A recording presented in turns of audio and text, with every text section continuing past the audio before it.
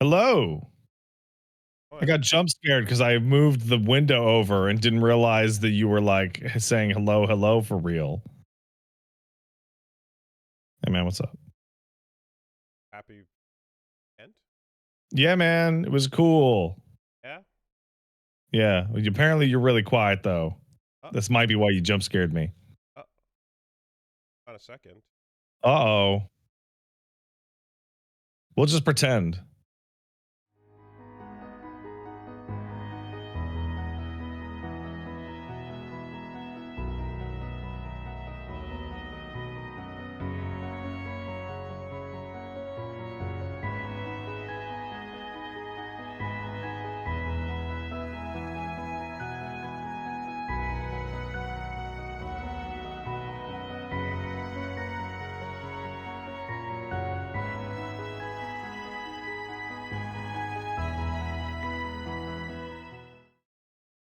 Test. I think that.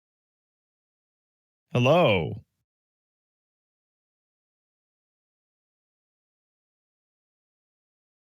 Yeah, probably. Still no, you're still fucked. Ah. Oh, this is so good. Oh Do it live. no. Do it live. Just do it live. Okay. Weird quiet. Hold on. Oh. Hold on. Sorry. BRB. Is Pat also quiet?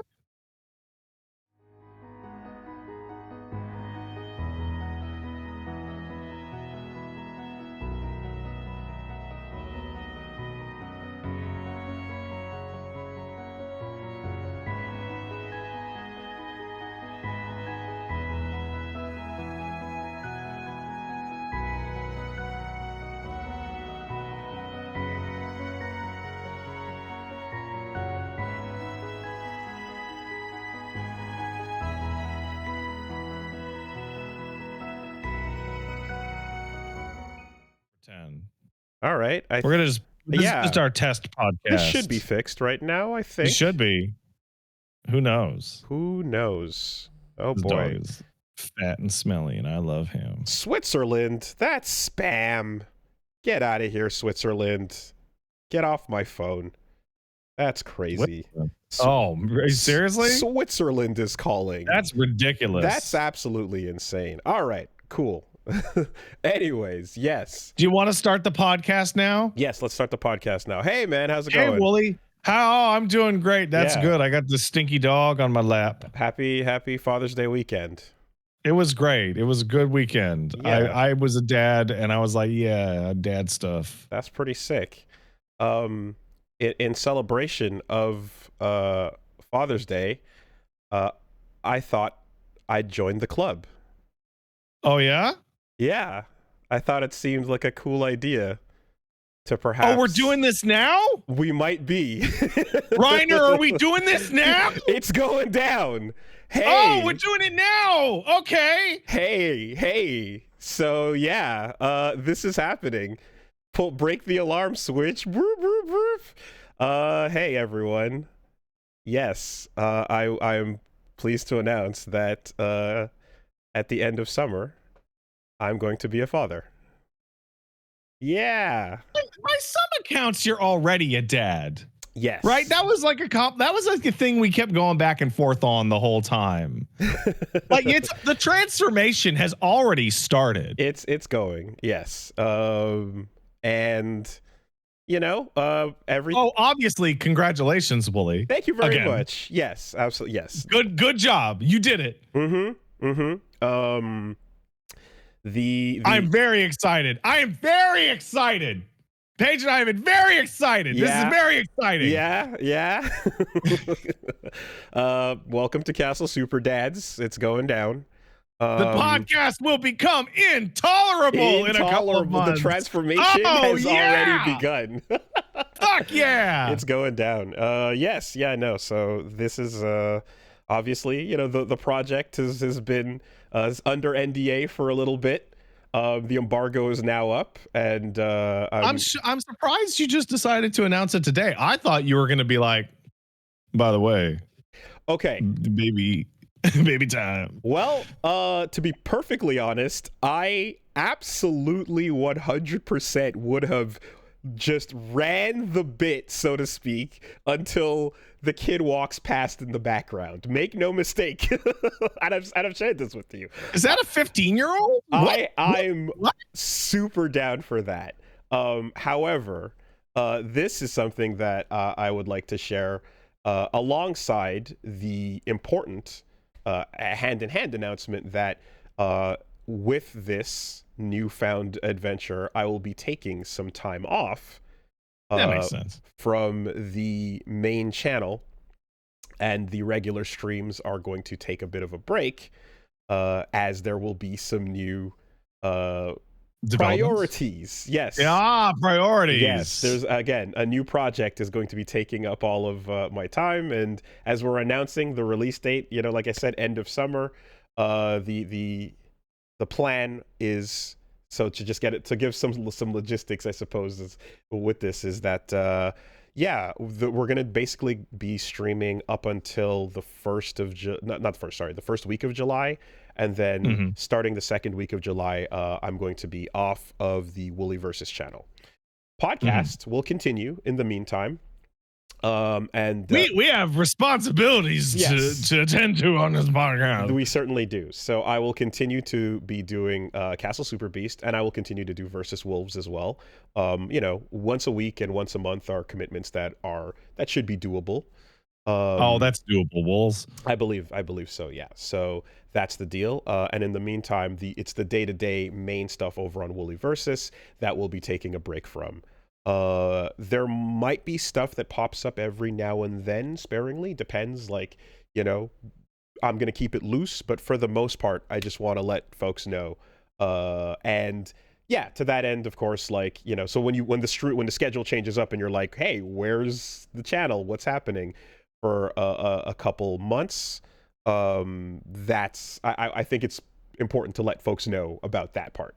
If not for letting subscribers and people know that, hey, this channel I'm gonna be taking a break for a bit, I wouldn't say shit. Oh yeah. I wouldn't say nothing. You wouldn't. Hey Wooly, I'm gonna send you a really funny screenshot because I was wondering. So here's the auto thumbnail of a sponsored Double Dragon Gaiden Rise of the Dragons video that I did 20-ish months ago. Yeah. And that face of me just going is because I did that sponsored stream while Paige was in labor. Oh, that one. Okay. Yeah. So that's what the face. What I'm hearing is that you are not going to jet out of the hospital to run sponsored streams and podcasts. That is while your wife is in labor. Not currently the plan. But yeah, no. So in my defense, she told me to leave. And she had the pregnancy, emotions. So I wasn't going to argue with her. Fair enough. With that, as we're talking, I just hit the post button on, on the internet, on our little internet. Right. Exactly. On that live internet. So, there you go. That's, so this is yeah.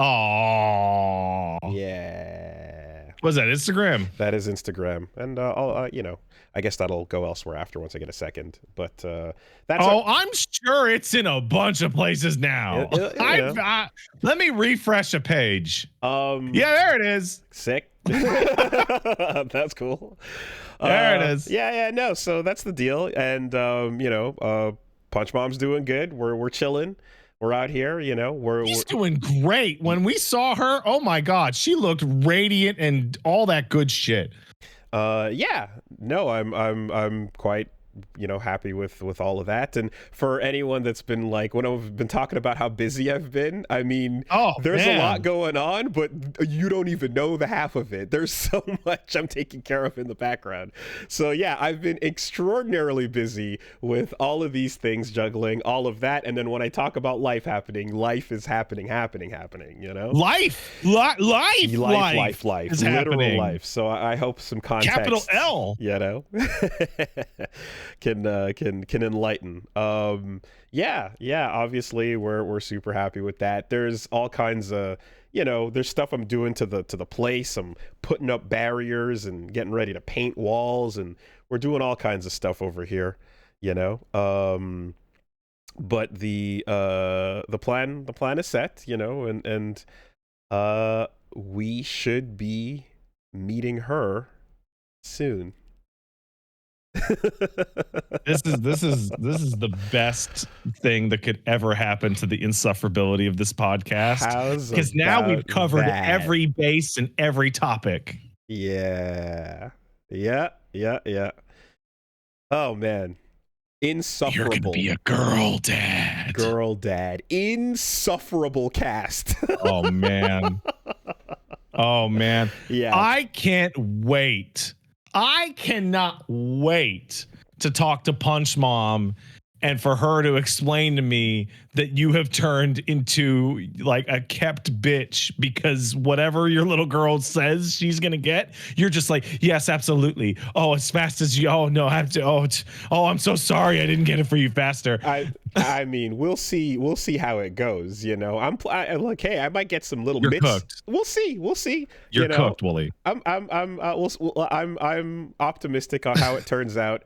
I want to get some little mitts, do some little, like work the bag a little bit, have some fun.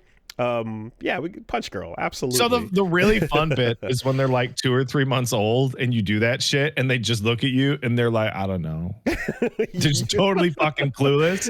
And you're like, yeah, it's cool. Just doing a handstand, like spinning on one of the gloves, Yeah, no, I can't wait. Oh man, there's gonna be so much poop and so many noises and all of it, And so you know what? I've been getting ready. I've been mentally preparing. We've had versions of this talk in the past couple of months. But I'll have a version of it right now. It's like, yeah, there's gonna be a lot of poop. You're gonna deal with 12 to 16 diapers a day for like a year. That's rough. But you're like, oh, this is pretty hard. And then you get into that nice rhythm where you're like, oh yeah, that's actually, yeah, I got this. And right when you have that feeling, they're going to start to move. As soon as you're like, I got this. Yeah. They're going to start to move. Yeah. And then you're going to be like, oh, that first 6 months, a year, that was cake. Okay. That was the easiest shit ever. No, I mean, like, the plan is to, we're going to set up some lockdown stations and, we're going to have little change places to make it all happen. I will prepare for projectile deflection, however. I got piss in my mouth within 20 minutes. Within 20 minutes of my boy leaving the mom, I had piss in my mouth. I undid the diaper. Bam. Bam. Well, look, we'll see what the temperament ends up being, but right now she's kicking, she's moving, she's doing her thing. And yeah, I mean, not much really to report other than like, yo, it's happening, and yeah, I guess just in the background there's been just the planning and the process and the thoughts of like how to set it all up and all of that. Let me ask you, because I've asked you this every time we've spoken about this. Have you felt change? The change? No. The change. No, just the dread. Just the dread. You will experience a transformation and you won't notice until it's like completed. And you'll be like, wait, what? When did what? Huh, okay, I'm just different now. Yeah, no, there's a single giant empty thought. It's like the thought bubble, like it's massive and the text is very small and it just says, don't fuck it up. Don't fuck it up. Don't fuck it up. Don't fuck it up.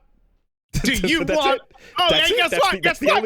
It doesn't leave. It doesn't leave. It's there. It's still there every day. Every interaction. The only one.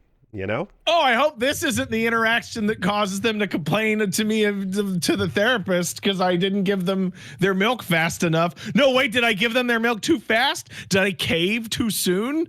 And now there's video evidence of it. Hello from the future. Hey. Hey, Isn't this weird? It's strange. Oh boy. Oh, they're not gonna give a shit. No, hopefully not. Oh, that's Dad's cringe podcast. Hopefully, that's the goal. Yeah. That's the goal, is for it to be cringe and super garbage and get it away from me. Oh my God. Right now the idea, of course, is that like things should be, of course, when I do set up and stream and do stuff, like there might be some sounds, That's possible. The setup I have is such that like they will be hopefully distant. We have a couple of barriers between us and where the noises ought to be, but there might be some sounds regardless, and that's just going to be life. You know what I mean? Like there will be So I think a decent chance that folks are going to hear stuff in the background from here on out. Do you have you got the NVIDIA card, right? I do have an NVIDIA card, yeah. I think the noise canceling on that for your setup will probably work better than it used to at my old setup. The problem is we pop off too hard. I can noise cancel, but I kill pop-offs if I do. Yeah. So the aggressiveness of that, which I've tested, also makes it so that when we get particularly excited at cool things, we just disappear, and it's like, yeah, it's a sacrifice, Yeah, NVIDIA, so that Asna points out, but it happens to Paige. The NVIDIA broadcast just hates Paige. Like at normal speaking levels, it's just like, no, be quiet. Shh, you. Yeah, and then again, like, so I'm at a certain volume, Reggie's at a certain volume. Guests we have, depending on whether they are quiet spoken, which is most, and or Jimmy Bones, which is there is a specific tweak the knob a little bit. Exactly, we got to tweak the knob, and and then that also causes problems with like, okay, well then at a certain point, like Reggie just disappears, and and stuff. So it's tricky. But yeah. I think I much prefer the option, which is let's keep our ability to, be heard there, and you might hear a baby, and that's too bad. What, a baby? A tiny human? There is a human, and who knows what that temperament will be, like I said, but yeah, I'm wishing the best for you on temperament, because temperament is a dice roll you have no control over. And like our guy had a temperament that was like not like Paige or I, in that he was an angel, like as a little tiny baby, just like super chill, slept through the night kind of thing. I wasn't fucking like that, neither was Paige. I was a terror when I was a little baby. I will have contingency plans for the like Tasmanian devil child, possibility. And for the most part as well, Punch Bomb's also like we're ready for that. We got our placement for the whole nursery type setup thing going. So yeah. Oof. Man. Does it feel good to finally get it off your chest? Well, there it is, right? I wish I didn't have to say anything. I wish I could not say anything. I know. But I would feel we live in the real world with reality and responsibilities But it's not even a responsibility. It's just my own feeling of it's my own ethical, moral feeling of bad to be like, hey, the channels were disappearing by. I feel bad. No reason. Yeah. No reason. And people be like, am I still subbed? What's going on? Like, I feel bad about that. Yeah, and I wish I didn't. Know what happened, right? Because if I didn't feel bad about that, I wouldn't say shit. Because then, what would happen is that you'd be like, okay, bye guys, and peace out for 6 weeks or whatever. And then what would happen is people would flood over to my shit, like, what's going on? And I'd have to sit there and go, everything's fine. I also don't know. Yes. But everything's okay. Don't worry. And then I'd sit He's here going to Disney World. And then once a week I'd be here like, hey, what's up anyway? On to the news. And it'd just be like, today's schedule, this week's schedule, there is no schedule. Bye. What the fuck?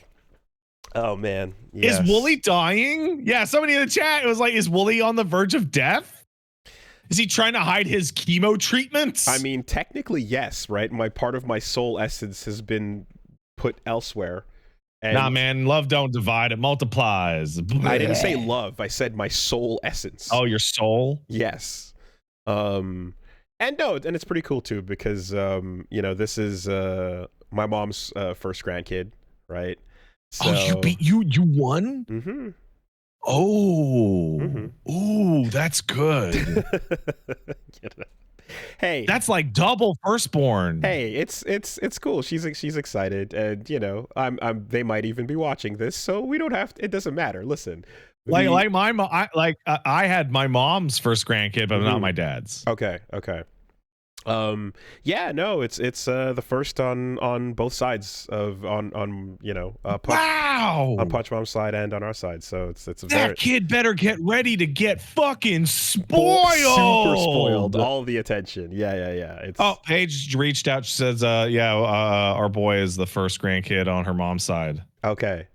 Yeah, but yeah, you're first on every side. Oh big, yeah, big spoiled energy. Spoil that kid rotten. For sure. And I mean, like, I can't and I won't show it, but like I told you, and I've already showed telling my mom about that. Oh yeah, was just good it is stuff. a gift because it is her, you know, because she was out of the country at the time, and telling her about it, it was just the shot of the 1 second delay, it sinks in, and then just camera shake as she runs. Just Kermit the Frog. She Kermit the Frogs in circles for like 10 minutes throughout the entire house. You know, just in Grenada, running laps. Oh, that's good stuff. It was super funny. Yeah. You know. So yeah, that's it. You know, it's now. You know, yeah, so it's the strangest thing because it's like, so it's actually just a single data point. It just happens to be the single most important thing going on in my life for the foreseeable decades plus. You know, no big deal. Yeah, no big. Yeah, it's so weird because it is no big deal. It's like actually the least biggest, most common deal there is, other than the fact that everything is different now. And I'm preemptively like warning, you know, friends and folks that are just like, hey, so yo, guess what? I'm about to be one of those people that's like, hey, everything out of my mouth is baby now. So yeah, I know, I get it, you know. And it's only gonna absorb. And for the most part, everyone's like of your waking thoughts. Yeah, and for the most part, everyone's like super excited and just like all in and just like, yeah, way like lots of love and a good surrounding energy for that. You know, there's definitely some friends where you could kind of read, they're like, okay, well, you know, sure, that's not their thing. You know, some folks. I'm not only not in the place for that in my life, I'm not in the place for that to understand it being in your life either. It's just there's some friends where you're just kind of like, hey, so you kind of like, there's no follow-up questions. You let them know what's going on and just kind of and you're like, oh shit, oh wow, that's cool, okay, yeah, okay, so wow, anyway, that's crazy. Yo, have you seen Sinners? You know, like, yeah. No, I've been busy. Yeah, okay, all right, you know, okay, cool. All right, got it. Loud and clear, yeah. But yeah, no, it's not unk energy over here anymore. You know, it's girl dad. So it's girl dad energy. Which is a completely different thing from what you got going on. So absolutely. We're gonna compare notes. We'll see how this goes. You want to be like, I would absolutely be completely different. Sorry, completely exactly the same, no matter what my kids are like, whatever. And then you have to look in the mirror and be like, who are you? Are you lying to yourself now? I mean, you a liar? I mean, I am super thrilled. I think it's super awesome that that's how it's going. And it is kind of funny too, because there's definitely like, you know, there's some family that's much more they're kind of traditional about things. So yeah. So like there's when it was time to kind of guess how it was going to go and things like that, you know, there was a lot of guesses that it was going to be like that firstborn son, you know, that kind of Godfather, may your first child be a masculine child, you know, all of that. And it's just like, well, what if it's not? Is that okay? You know, let's see how this goes. This is one of those things where Paige and I remember talking to her about this ages ago, like way before any of this. Mm-hmm. We were talking about like, it'll be a girl.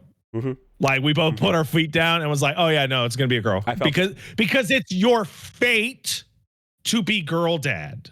I felt it a long time ago. I feel like in the moments where I've had like dreams about this kind of thing, that's been there. That's been a part of it for sure. I don't know. Yeah, you can, you know, like you can go back. I've had conversations, you know, with Punch Mom and stuff from a while ago, but like, yeah, I kind of just was like, this is probably how it's going, and sure enough, it did. You can't escape from crossing fate. So yeah, we'll see, you know.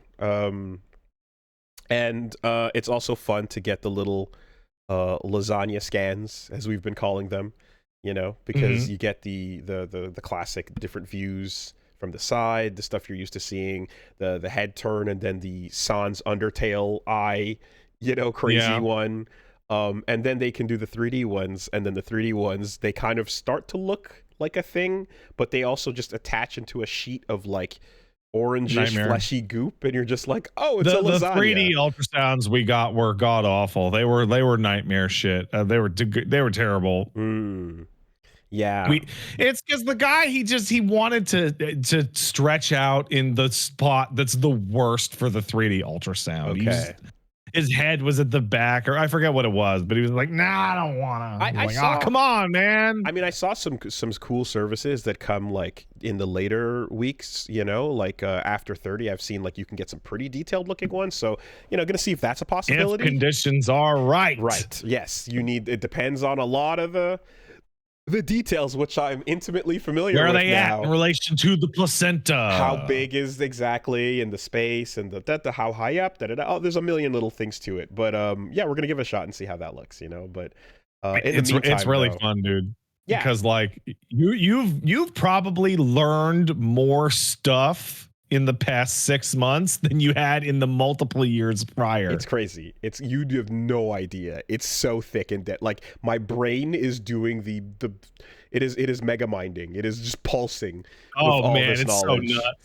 so nuts.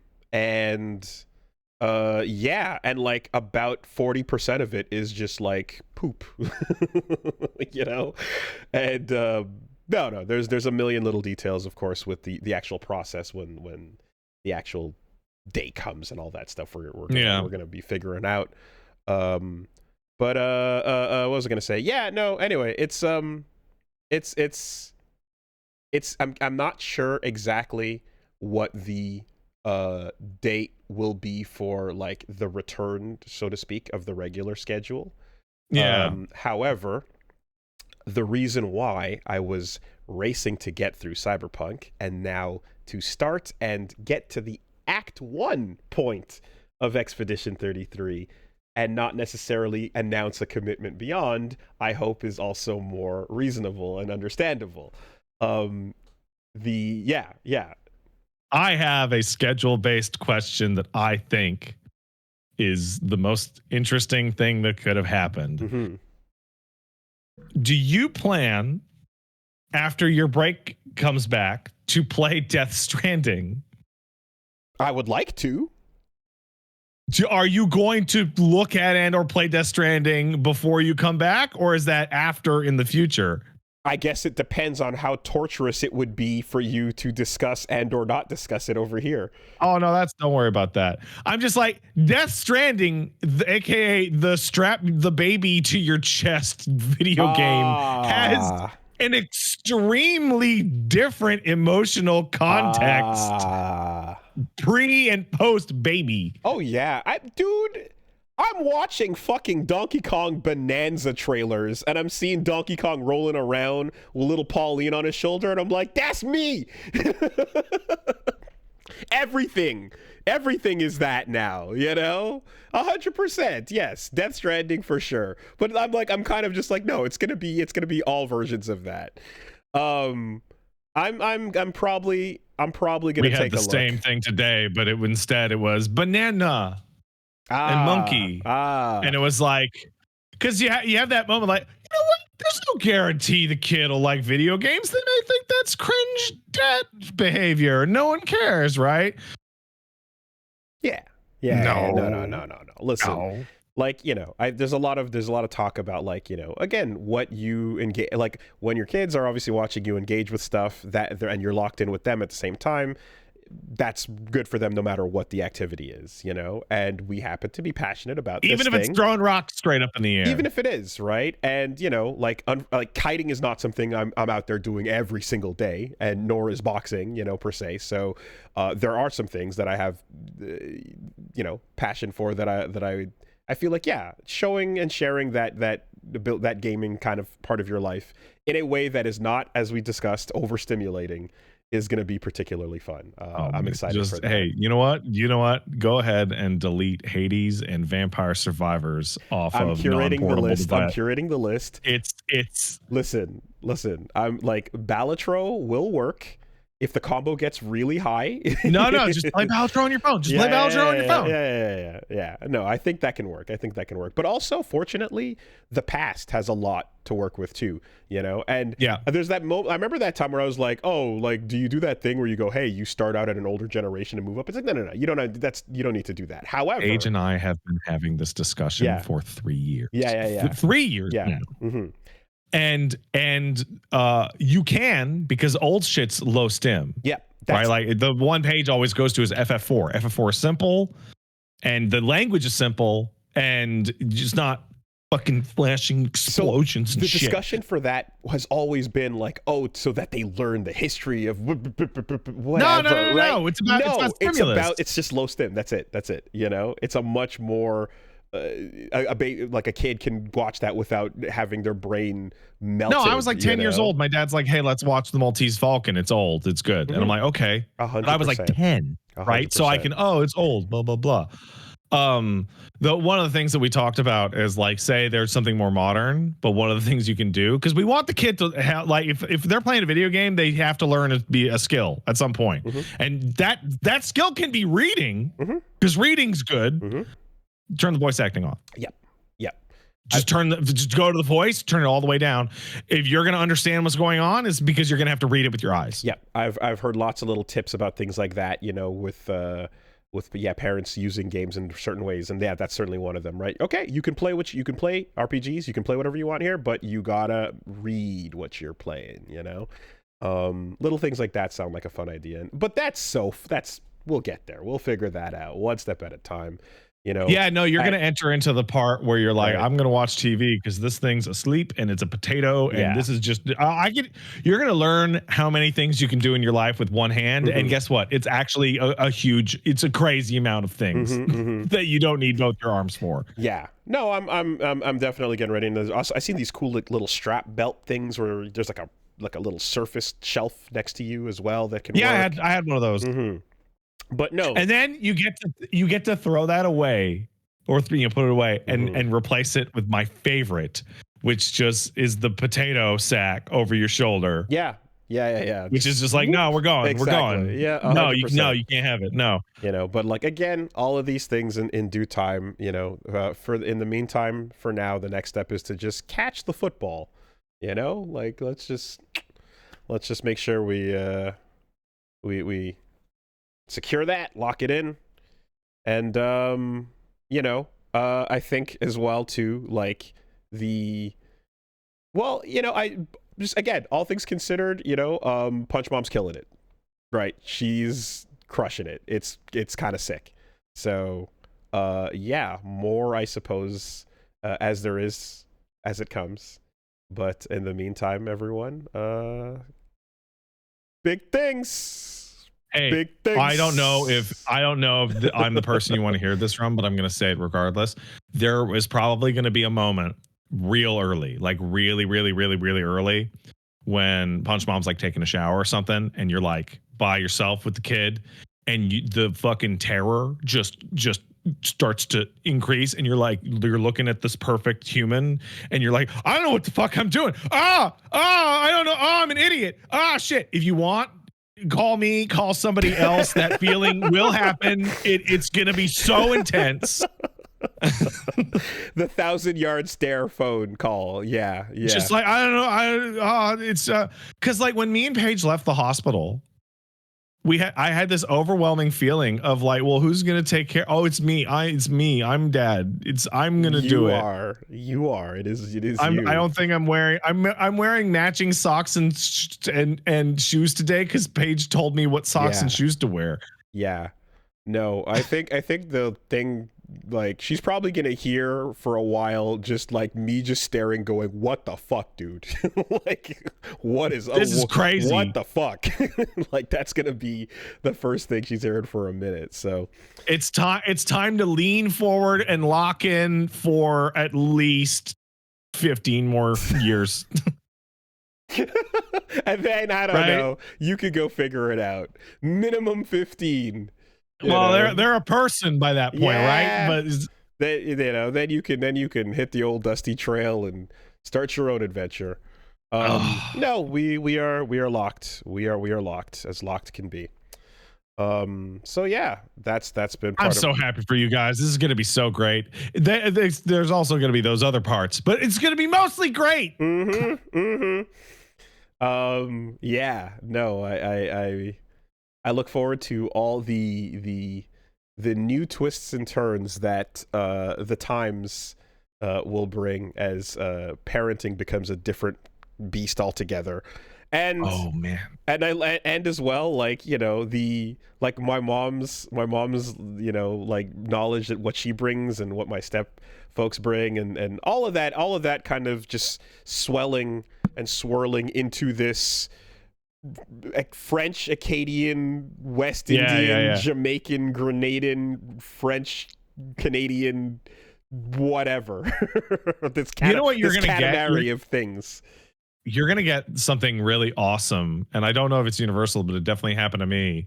Which is like when you have a baby, you're a parent, you're part of the club, your mom or dad will start telling you the real versions of events that happened. Not the story that they would tell the kids. Truth. Yes, they're like, okay, no, here's what actually happened, and you're like, oh, what? What the fuck? S-Link. How much whiskey did I get as a baby? S-Link 11, right? Absolutely. The final one that couldn't happen until years later. Well, you had colic, so you know what? That's not what I want to hear, Ma. There are no guarantees in this world, but there is one that I can lock in right here and now. Her hair is gonna be so fucking cool. You have no idea. It's gonna be the coolest. Oh man.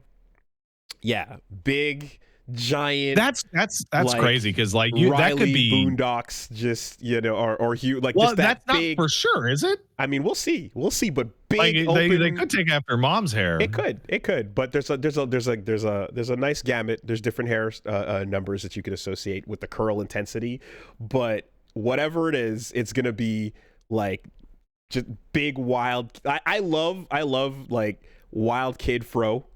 You know, I think that looks so fun. And what you need to do is stop saying this out loud, because by putting this into the air, you are inciting hair rebellion in the ether of your future child. Well, I mean, you know, they'll know the hair that you want them to have and be like, nah, I want the opposite hair. Well, there's you know, they go through. I'm sure there'll be a lot of styles and switch ups, and we'll you know, it'll be all around the place. But yeah, we'll see how it goes. Because like we were shocked. My kid ended up with stick straight hair, and I have like the curliest hair I've anyone in my entire family. Like, nah, got Paige's hair. Crazy. I thought curly hair just beat straight hair on genetics. Like it was just a 1-to-1, but I guess not. It's not 100%. There's a lot that's still up to dice roll, you know. But in the meantime, you know, like it's pretty cool because like Punch Mom has been like, you know, like helping me with like twists and stuff like that, just like tightening up from time to time, and she's kind of been learning more about essentially like working with. Yeah, she got to know, right? Working with black hair is a thing, you know, like it's different, it's not the same, and so she's like learning about that, and you know, it's like, yeah, that's fun to kind of, you know, have these new experiences that otherwise you just wouldn't think about, you know. Yeah, yeah, yeah. Can't wait till she's old enough and we can just torment Punch Bomb with just like, so you gonna say it? There's two of us now. You gonna say it?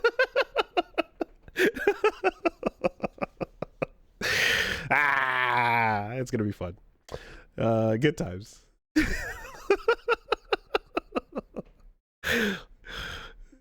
The house is gonna be a fun time, y'all. You got to be careful, Wolves. You got to be careful. You got to be careful because listen, you and your girl can obviously make fun of mom based on one division, but at the end of the day, you're outnumbered in your own house. Oh, I'm super outnumbered for sure. Yeah. Oh no, make no mistake. I got to take the dubs where I can get them. I realize what's going on. They're gonna get you, buddy. All right.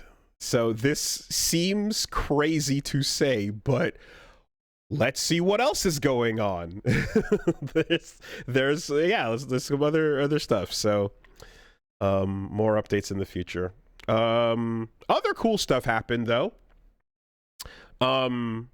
So for me, I remember when I talked about this on the podcast, I felt everything else I said on the podcast seemed so stupid and trite and pointless. It's gray and fading into opacity 0. It really, every other subject is fading into nothing, you know?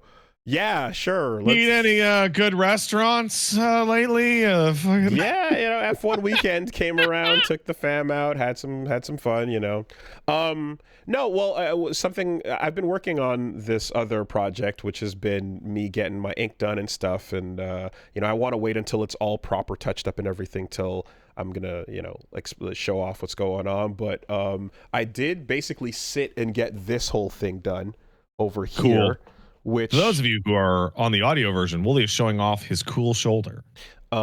Is a shoulder to mid forearm rendition of Shivers from Disco, because cool. I fucking love Shivers more than anything. It rules.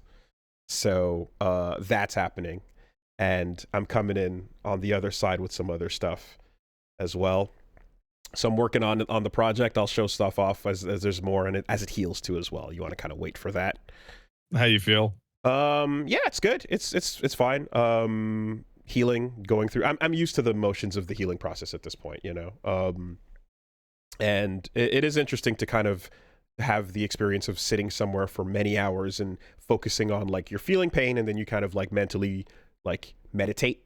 You know, you kind of learn to meditate to deal and stuff like that. And I've learned a lot about just like being able to essentially just like raw dog the entire session, just sitting there, locking into my own head. Just fully disassociate. Just exactly. I can do that now. Time to leave my body and look down on it from above. While sustained pain is happening. And then you can kind of interact with it in different ways where you can go into it or go above it. And then you can feel when the endorphins kick in to kind of like give you a bit of a breather, and you go, hey, just cool. Like going to the dentist. Thanks, body. You know, you learn a lot about yourself in the process. It's a lot of fun. It's not a lot of fun, but it's cool to learn about that stuff. You know, I should say, to specify. What else happened? I went on a game show called That's My Streamer. It was so weird that you were like a human being in the cartoon world. I went on Jabroni Mike's That's My Streamer game show, where I was joined by Quite and Vexoria, who are VTubers, and I was a flesh tuber in the middle. And you know, while it certainly was possible for me to get the old rig out and blow the dust off and hop back in, it would have been horribly false advertising towards people who were, you know, seeing me for the first time, especially considering coming to your show later, they'd be like, "What the fuck is this?" Exactly, right? How you as a cartoon? You know, this is one of those things where like these are all different streamers coming together with different followings, and you know, you're gonna be a whole lot of people are gonna be seeing me for the first time, and if they saw a VTuber and then went to my channel and saw flesh tubing, imagine how gross that would be, right? Bro, I hate this word. So I didn't want to disappoint them by revealing my meat and so I decided to just go with the camera instead. It was a fun time. We jumped on there, and it basically consisted of more or less like some Wheel of Fortune style stuff, some improv, whose line is it anyway, trivia, all over the place with it. But it was a ton of fun. Yeah, no, shout outs to Jabroni Mike and the whole met him through Vinny and Red Vox and all that stuff. So cool folks, a lot of fun over there. Go to check out on his channel the full That's My Streamer episode now. And I've been clipping and throwing up a couple of moments from the episode onto Wooly versus the Algorithm. So if you wanted to catch any highlights from that as well, there's some fun ones that are already out there. Whole lot of practice, doing some. When I spend over a decade improving about shaving your balls and breaking into your house to make sure that they're smooth, you bet your ass that will lead to an ability to shill any other products that I have seconds to put together a pitch for. So yes, and there you go. Yes, and bend over. So we did that, and yeah, beyond that as well, we've been continuing through Expedition 33. It's been a lot of fun watching as the light bulbs go off with Reggie. And then the second tier of light bulbs go off for you. Yeah. And I'm absolutely containing the pop, but like shit that comes in for that second playthrough is so phenomenal. It's a lot of fun. It's really cool that there's it's not just telegraphed, but it's new information for the second time player. Yeah, the connecting pieces and learning how the system works. The end of each session has been pretty great for like picking up a picto or two that opens up an idea pathway towards what's possible with the builds, so those are great.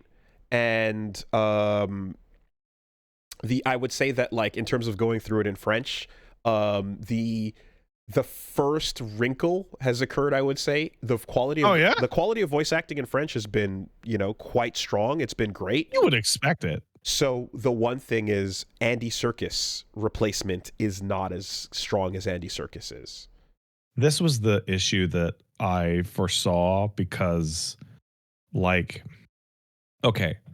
So this thing that happens when voice actors are like, you think I look like my character? And you look at like the fucking team that did Baldur's Gate 3 and like their characters are all modeled after their fucking heads. Hold on a second. And you're like, hold on a second. Reggie's in chat like an asshole. So now we're putting everything into emote mode so that nobody fucking ruins anything. Reggie. Get the fuck out of here, Reggie. Or if you're not going to get out of here, then fine. Everybody shut up. Like you've seen like Devora Wild be like, I don't think I look like Lae'zel. And she's got her hair the same fucking way. And she's got like a similarly angular face, and Jen English looks like Shadowheart, shit like that, right? Like Shadowheart looks like Mael because of Jen English. Okay, right. And then you get to Noir, and you're looking at Andy Serkis, and it's like that's just Andy Serkis. That's just Andy Serkis off the fucking the set of Andor. I don't know what old man Serkis looks like now. I still have the younger Gollum era version of him in my brain. Oh, really? Are you serious? I haven't seen him I'll show recently. you a fucking photo. It's ridiculous. It always is cool when you have a performance capture and then you have the model and then the full-on look. But all this to say though that I would say here it looks like this. Oh, there you are. Yeah, okay. Just the same fucking guy in the game. I mean, perhaps a little more old and distinguished, but I can see some of that energy for sure. That's kind of an important character to not. It's no. It's and the thing is that it's just it's good. It's fine, but it's not the oomph, and the delivery of it, the thespian energy and weight that Andy Serkis brings in English is definitely much better there. So it's the first moment I felt of disparity. I would say that there's a couple of emotional moments that if you are, I think depending on if you're used to hearing it in a certain language or not, if you're more of a speaker, like you'll catch more. There's there's like a little bit up, a little bit down, you can say, for a couple of moments between all the other main characters, but nothing I would say is particularly a big issue or so. Although I will say that, like, yeah, old man Andy Serkis, that's a dip, you know. Oh, by the way, I've been informed that Reggie has left. Okay. Left the chat. Oh, is he gone? Okay. He messaged saying that he left. Okay. It's not safe here. It's not safe during this highly specific portion. No, you can come back now. But yeah, that's the deal, and everything else has been pretty sick. I'm going to before you go on, do you see that Sandfall said that they're planning to add more to the game? Oh shit. Okay. I mean, that nothing specific. Oh, I didn't see that. But they said there's some tweaks and some updates and some new stuff they're thinking about because the game has done unexpectedly well. Yeah, and got Kojima's blessing. That's really cool. The little patch that capped the damage at different numbers was pretty much everything we were talking about. I would like, we talked about it here, and then I had on my stream, I like sat with my chat for like 15 minutes, like hashing out, okay, what do they need to do to the damage cap to this game to make it work?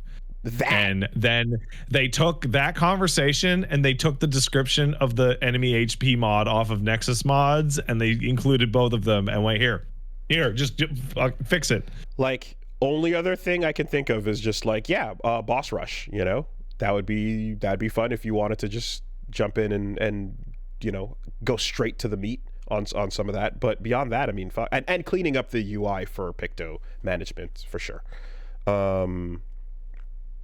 Anyway, so that is continuing, and as foretold, we will continue until Act 1, at which point we will stop, and then I will leave that on a little break.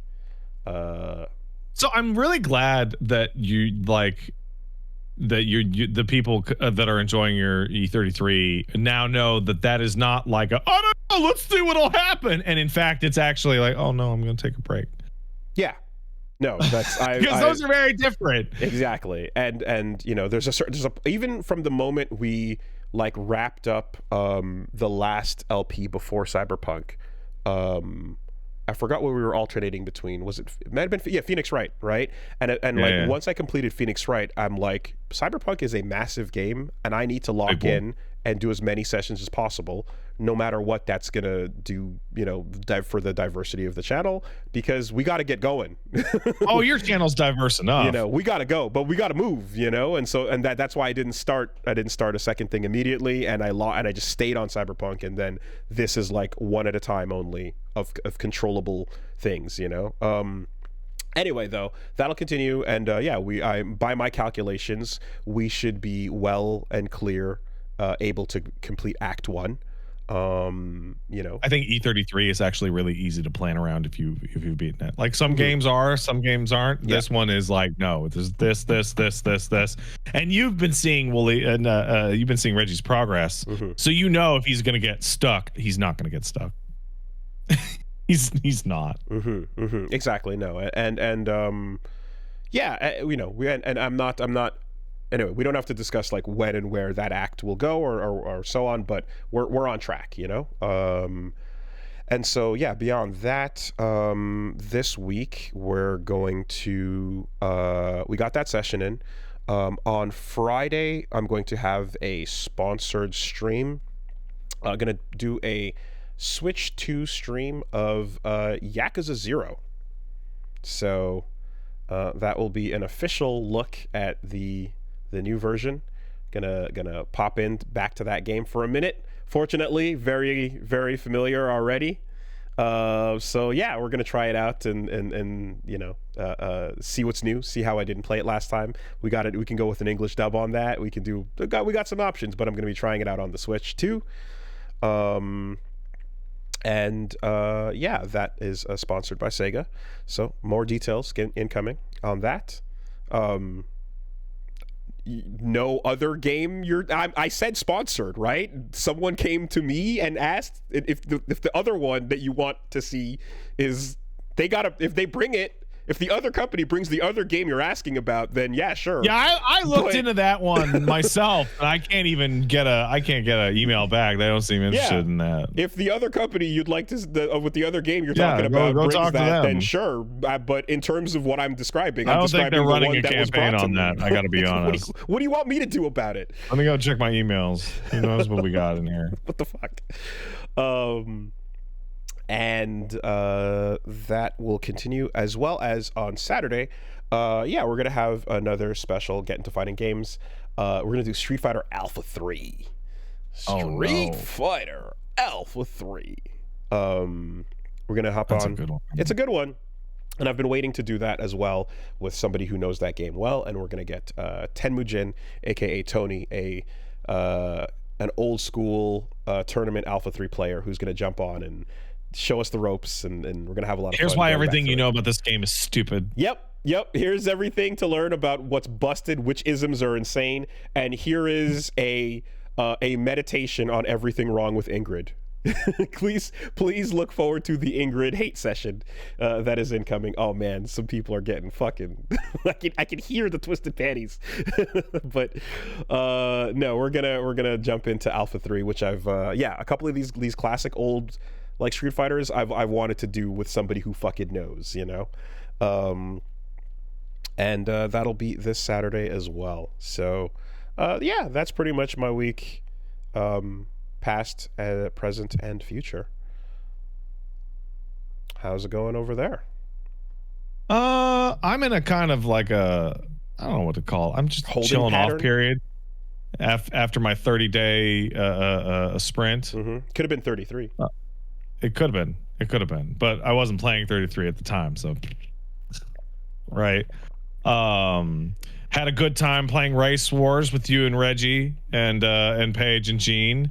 Once that video went up, it became a lot clearer why so much of the dialogue in that stream was Race War adjacent. Because you're sitting there going, I'm gonna put the Race Wars intro. That's literally it's the bit. It's the whole bit. And then you pointed out that like, oh, the 3 teams were divided that way, and it was like, well, I guess they just happen to work that way. The theme has been decided. Like that was the bit. And we all won together, right? Yeah, good. Excellent. We all finished at the same time. Yay! Oh, just like the kindergarten poster showed me. What else? I went back to Helldivers. So speaking of Mario Kart, and during Mario Kart, I was like, "Oh, Helldivers is available worldwide again," and you guys were like, "Who gives a shit?" Which Reggie actually reached out to me and was like, "Hey, sorry if I hurt your feelings," because he's so sweet. Well, I do. And I'm like, "Oh, dude, you don't have to worry about that shit." I do remember you were like, oh, and in my head I also was like, oh, well, I know the Super Earth stuff is going on and that does look pretty exciting, but it was a dunk opportunity, and who am I to deny a dunk opportunity? I just care about the people around the world who didn't get to have Helldivers. But actually, the actual underneath part for real was that Helldivers was really popping. You remember when it came out, it was like everybody was talking about it, and like everybody was invested in the meta narrative. And then Sony did that account stuff, then banned like fucking 100 something countries, and the vibes just tanked. Yep. It killed that game's vibes. Every time it came up, as the subject wise, it was just like, well, that's some stupid shit. It sucks. It's not their fault necessarily, but it ruined a lot of the fun people were having with it, for sure. And so I went back to it, in honor or whatever of everybody but North Koreans and Vietnamese people being able to play it again. And the North, you say? What's that? Yeah, North Korea is not allowed. There's like 7 countries still off the list. Gotcha. Okay. North Korea, Vietnam. I can't remember the other 5. But going back to a live service game like Helldivers after 390 days away, which I know because I logged in and said, here's your reward from 390 days ago. That's funny. Is fucking crazy.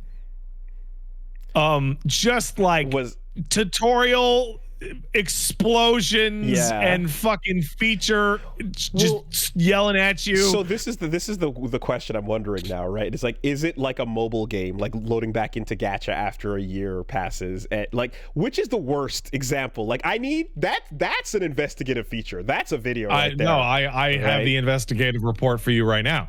Which game is the worst upon return after? Oh, the game in general?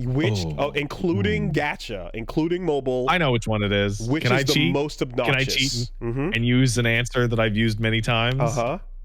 The worst game you could ever come back to after a long period of time was Destiny 2. Word again with the fucking Destiny. Okay, all right. Not even some iOS trash. By far, there's no question. There's absolutely no question. Hit me, walk me through it. Okay, so you played Destiny 2 at release, and you did the first 2 mini expansions, and then you did the Forsaken expansion. Then you took some time off, and you're like, oh wait. When you come back to Destiny 2 years later, every part of the game you've ever played has been removed, and then you load in to a tower that's running seasonal events that half of them have disappeared, and the game just says, go do whatever. Just go do whatever. Every gun you ever had been sunset in the background, so none of them can scale upwards, and you have to re-get all of your equipment. Okay. So when I say worst, I was originally thinking which had the most obnoxious menu things of just fucking collect your for like you got to go through 15 minutes of this. But straight up, you're describing everything you played is gone. Everything you had is now you're not allowed to access it. And it's all been taken away from you. It's like if I was playing Final Fantasy 14 and I took a break in between like Heavensward and Shadowbringers, and I come back and they're like, Shadowbringers is the new start and all your equipment from before is gone. Figure it out. And you're like, what? What are you fucking, what the fuck are you talking about? What do you mean it's fucking gone and my equipment is shit? What the fuck?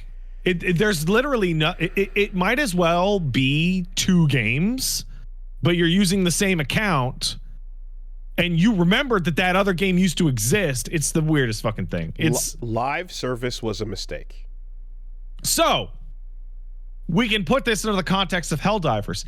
In Helldivers, nothing ever goes away, and their battle passes are fake. Remember, you buy them and they just last forever, and then they're always available. So when you load into Helldivers, all you get every reward for every major operation that ever happened since the day you started playing. So when you log in for the first time, it just says, here's your rewards from 390 days ago. Here's your rewards from 325 days ago. Here's your rewards from 285 days ago. Here's like 30 capes. Yeah. Okay. So I got a bunch of capes and I got some fucking armor, and I got the Killzone collaboration shit just dropped into my fucking inventory. And I immediately hit the metal cap. Because I just accrued medals from operations the whole time. Okay. So when I came back, I was able to just go, I'll take the demolition war bond that I already had, and I'll just cash it all in, and I just got the whole fucking war bond. Well, that's nice. Which is a great feeling to come back to. That's good. Yeah. Okay. But what else you come back to is you go into a mission, and you're like, what happened to that planet? Oh, that planet became a black hole. That planet's gone. Oh, the map has changed. Okay. All right.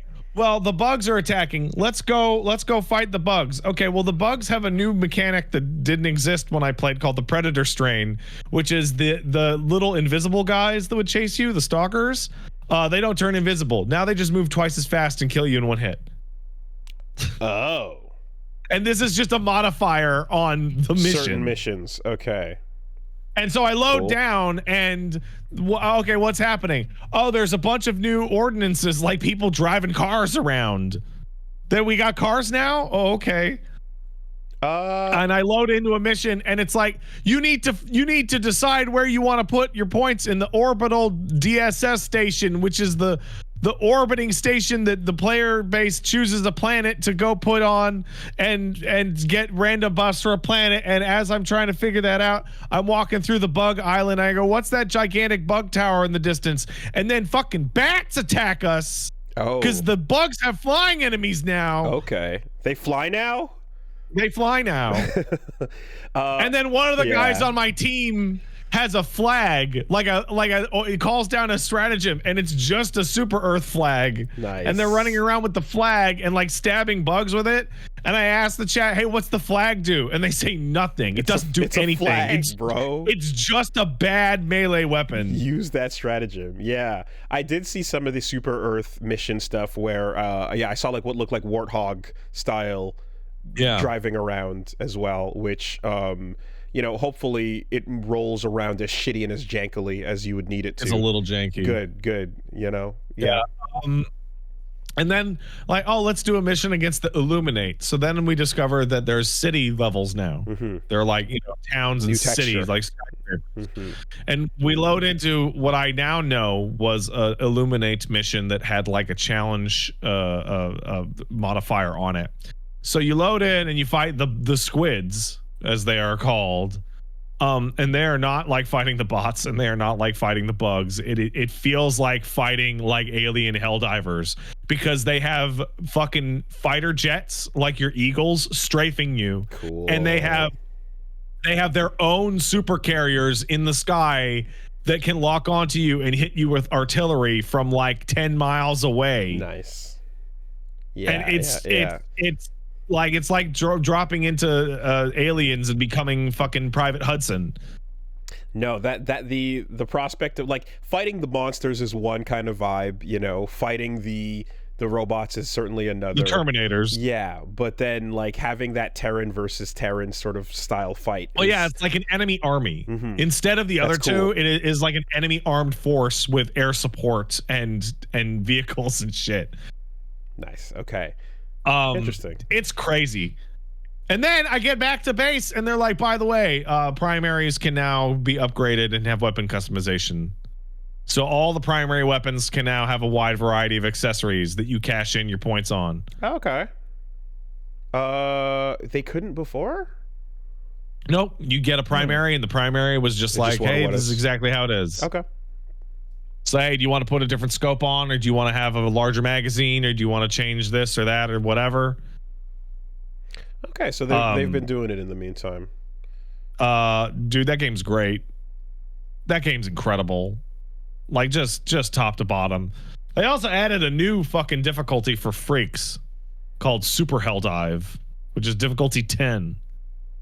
Which I didn't even bother to look at. Well, because 9 was just drop and die.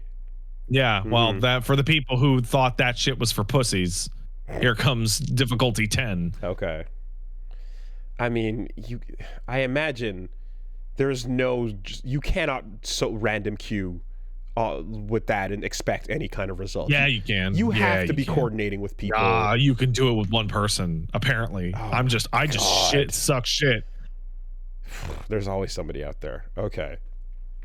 Yeah, okay. If you dedicate, there was a thread on the subreddit that was like Pat playing difficulty 6 and going nuts, and it's like me going over like a child's hill, and I'm like, I haven't played in 390 days. Yeah, I saw the little SpongeBob meme, like just going over the bump difficulty. What do you want? It's been almost 400 days.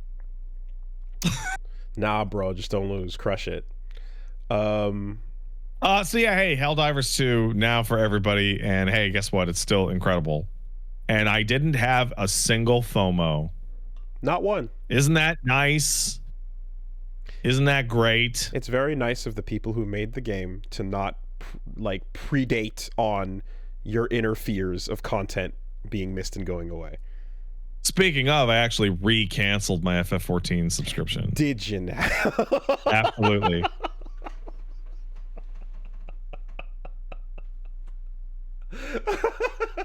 Yeah. All right. Okay. On So again, I want on to give again, a off shout again. out. Yeah. All right. There was a all thread right. on the subreddit that was like, "Hey, do you think Pat's ever going to go back to Warframe?" Ah. And in that thread, there was a gentleman who said, "I don't know, man. Pat's like a FF14 lifer. I don't know if he has time for that in Warframe." And I saw that and was like, "Hey, I haven't played FF14 in like 2 weeks. This guy's right. I should just go and cancel my sub." So I went and canceled my sub. Okay. Well, is the makeup sex is worth it though, right? So here's the issue. The issue is really simple. Yeah. We put the baby. I do my chores during the day. I do a stream. I blah blah blah blah blah blah blah blah dad stuff. Hey, you know when I play games? 11 p.m. Pacific. That's 2 a.m. Eastern. Do you know what that sucks for? Meeting up playing with an everyone online else MMO that you want to play with. Yeah. If sucks. if you're trying to coordinate with friends, that's not going to work. All of my friends are asleep. And Everybody on every server is asleep. Like it just doesn't work. It just doesn't work. And I'm under the impression that there's no enjoying the game for you without queuing up with other people. There's no like just jumping on yourself and doing stuff. No, that is an MMO. That is a massively multiplayer online video game. Right? Like I can hell dive at midnight Pacific. I can run I can climb up to master rank with Elena at midnight Pacific, right? I can play Age of Calamity on my Switch too, whenever the fuck, right? But you know FF14 is a social game. But like actually though, like all kidding aside, I applaud your decision to switch the button on and off, because I've long for years talked about how when you are paying for a subscription service, you feel indebted. But not using it. Yeah, you feel indebted to your time on it, all right? And like it's not just the FOMO idea, but it's the god damn it, I just threw $14 in the toilet. Nothing. I better get on there before the month is done. What and like I don't even really want to, but now I feel obligated, right? So that feeling, just going like, no, I'm gonna turn it off and I'll come back, and my data's not going anywhere, right? I'll come back in 4 years. Yeah, probably. Your data's not going anywhere, right? There's a no. Yeah, 14 is rock solid. Exactly right. So you don't have to worry about that. There's no fear there. Yeah. So then that's it. You turn that button off. You don't think about it, and I respect that, because it would certainly bother me to just feel like I'm subscribed to something that I'm not using, and then I'm like feeling obligated to go log in on it. Yeah. I can barely. So yeah, I'll come back. You know what? I'll be honest. I'm probably gonna go back to FF14 on like a regular basis. When that baby is in kindergarten. I mean, just straight up. Like I can barely get, like, when I remember when exclusive costumes were coming to Street Fighter 5 back in the day, and now with some of these stuff as well, you get like, oh, here's the third strike if you want to get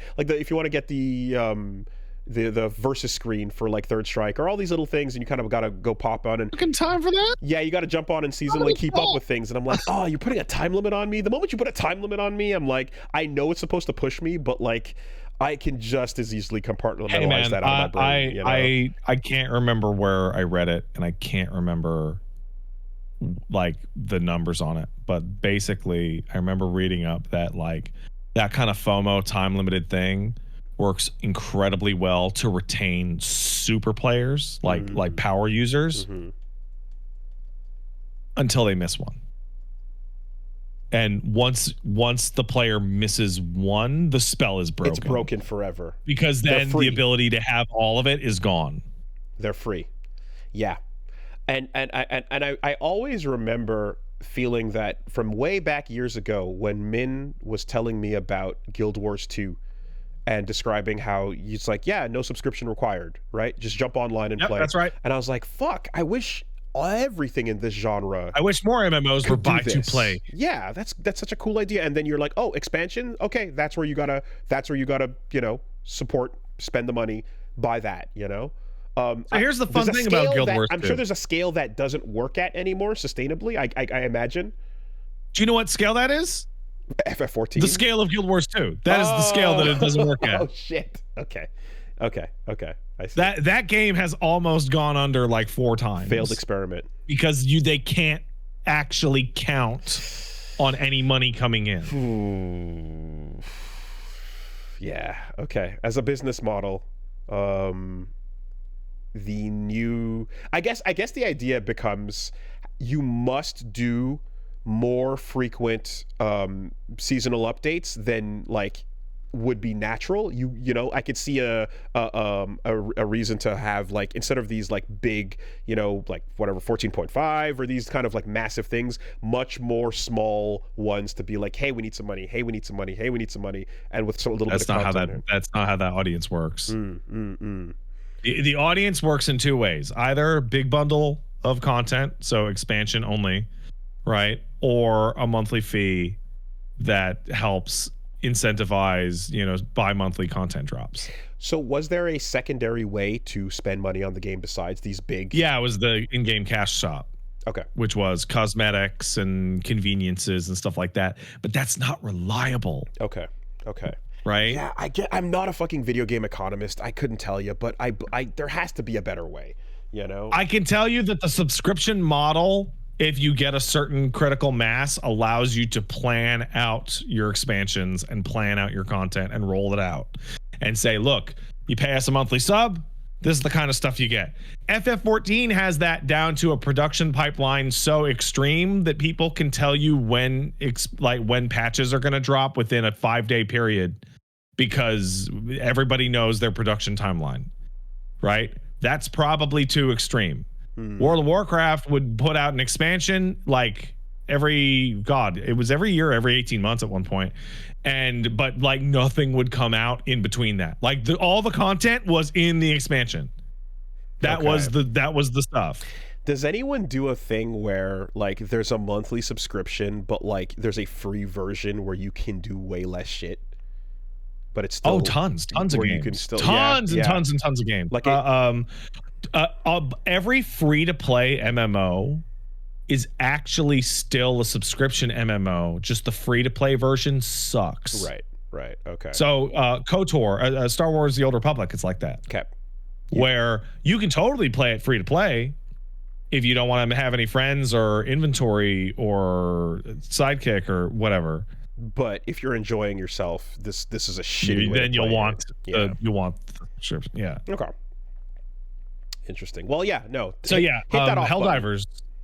Helldivers just ignores this whole thing and remains a game that I'm like, hey, if I want to play Helldivers today once or for 2 solid weeks in 4 months, Helldivers is there and remains solid. The only thing that I'd miss out on is like, well, I didn't help defend Super Earth.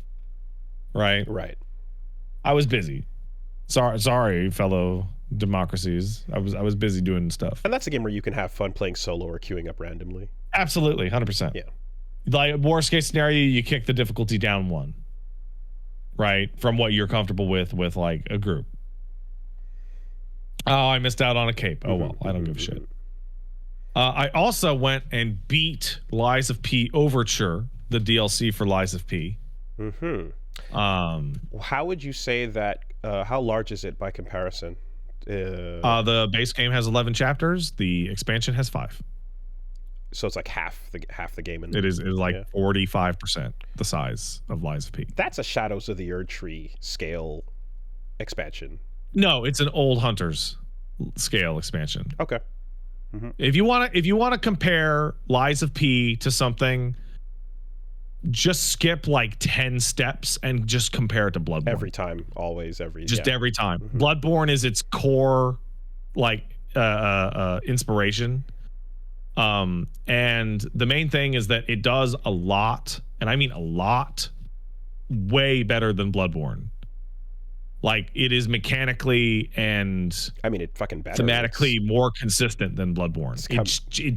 It wasn't first. It's coming like if Lies of P was almost a decade later, I would hope. Yeah, if Lies of P had come out before Bloodborne, we would be looking at Bloodborne and going, "Wow, we have Lies of P at home, huh?" It is excellent. Like it is a fantastic game. And Best then we get to the what's that? Best of the Clones. I would put it, if you were going to ask me, hey, what's the best From Software games, I would put Lies of P into that list. Okay. All right. Like it is like you can argue as to what Dark Souls games it's better than. Gotcha. It is excellent. It is absolutely fantastic. And its DLC is also uniformly excellent. Its DLC is also like extraordinarily similar to the old Hunters in a lot of very interesting ways, in that it takes place in the past before the events of the game. It recontextualizes huge portions of the game. It has zanier weapons than the base game. They understood the assignment. Absolutely. It has a really, really incredible final boss that has a very strange difficulty. The Lies of Peace core defensive mechanic is just defending. If you guard, you take a little damage through your guard and you take stamina damage, but you have like regain like Bloodborne, so you can get your health back if you attack quickly. But if you parry within, I don't know, 10 frames or whatever, there's something hitting you, you'll take no damage, you'll take no stamina damage. Are those the same button? Right. Yeah. So you want to parry like Sekiro, basically. Right. The final boss in Lies of P Overture, if I had to compare it to any encounter I've ever fought in any game, I would compare it to Sans. In that the first attack, like you fight the boss, the very first attack is the strongest. And it's just like, survive this. Okay. And if you survive this shit, now we get to have a boss fight. Oh yeah, okay. I see what you mean. Yeah. Like the first 10 seconds of the fight is the skill check. This is it, right? If you can even get there. Yeah, totally. Cool. And then when you get the boss down to 20%, here it comes again. Yeah. And it's like, because there's resources you can burn to force your way through mechanics, but there aren't enough resources to burn to force your way through the same mechanic twice. So you must learn how to do it.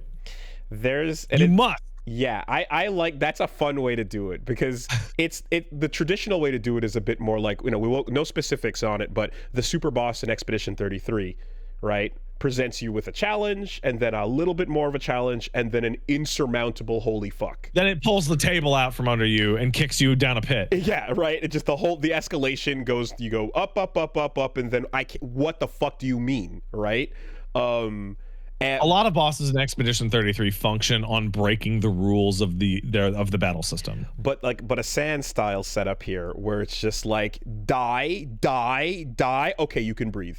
And you can barely breathe. Like, you're not out of the woods, but it's not free. Like, it's not free by any means. But I'm thinking about that moment where the intro to Megalovania, finishes, and then you're in it, and you're like, okay, fuck, these are gonna be the worst, but I can kind of skate by, or you can't tank the full run a second time. I like that.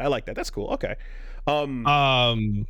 Lies of P as it is now is fucking incredible. They have updated it in a bunch of ways.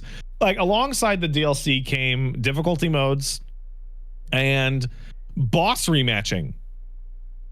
So when you get in there, you can now rematch any boss you fought. Nice. And you can rematch them alongside easy mode, normal mode, new game plus, new game plus plus, and new game plus plus plus difficulties. Okay. Is it like for rewards? Like, is it like burning an ascetic? If you beat the new game, easy, normal.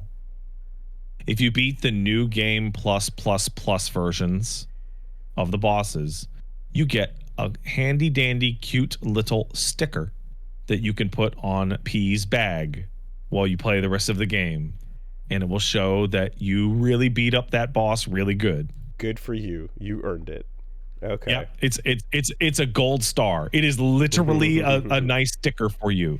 Because here's the thing: if you beat the bosses on difficulty 5, there's no reward that could ever mean anything to you. You're doing it. You're fucking Ryu. The victory means nothing. The fight is everything. Is there a Spirit Ash style or summon style system in this game where you can like fight bosses with others to mitigate them thing going on in this game in any way? Are you doing? Let me. Okay, I see that. No. I'm not trying to avoid saying something. Mm-hmm. I don't know. Okay. Is there a system you don't use that is deliberately a difficulty modifier? There is like a glowing thing next to boss doors that I think uses a currency to summon people. Okay. I didn't. You don't engage with it. I did not use it. Okay. There's a system that is there that you have not been using, but it does allow some sort of cooperative. You can NPC summon. Yes, so. Apparently. Okay. And that'll drag aggro around. Yeah. Yeah. Okay. The game's hard as fuck. I mean, considering you haven't used it, I assume you never have to use it for any plot-based reasons. There is. If you do use it for no, you never have to use it for plot-based reasons. Okay. Though there might be one or two you should. Mm-hmm. Like think of Egon and Bale. Yeah, right? Exactly. Where it's like, yeah, I could do this by myself. Yeah. No, because that's the thing is like, you know, Souls games are obviously this whole living, breathing, dynamic difficulty thing of bringing in other players or bringing in NPCs or bringing in your mimic no, this is or a whatever. fucking action game. Yeah. That's it. But like this feels more like Sekiro in that response of like, no, you're gonna go in there and you're gonna fight your little puppet ass off. Mm-hmm. But like, there's that feeling in the Souls games of like, even if you're somebody who's like, no, I want to go in and experience the brunt of these fights, the game is like, yeah, but if you want to push this plot forward, you should bring this buddy with you, and it kind of is like encouraging you to like take. That happens once. That happens literally once, and it is like unavoidable to know that the game is like telling you to do it. Okay. It's very, very, very, very, very, very obvious. So yeah, no, Liza P Overture and Liza P are fucking great. They're fantastic. I remember early on I think when we were doing Souls 2 or so, and I like first learned about that system, and I thought that the person in the room had to survive the boss fight with you. Oh, thank God. And it was like, that is the most obnoxious fucking bullshit design I've ever, like that. I thought it was that insane, you know? Yeah. Okay. Cool. Yeah, can't glaze Lies of P enough. It's excellent. It definitely not fits some varnish on that wood. Yeah. Well, it's more like ceramic.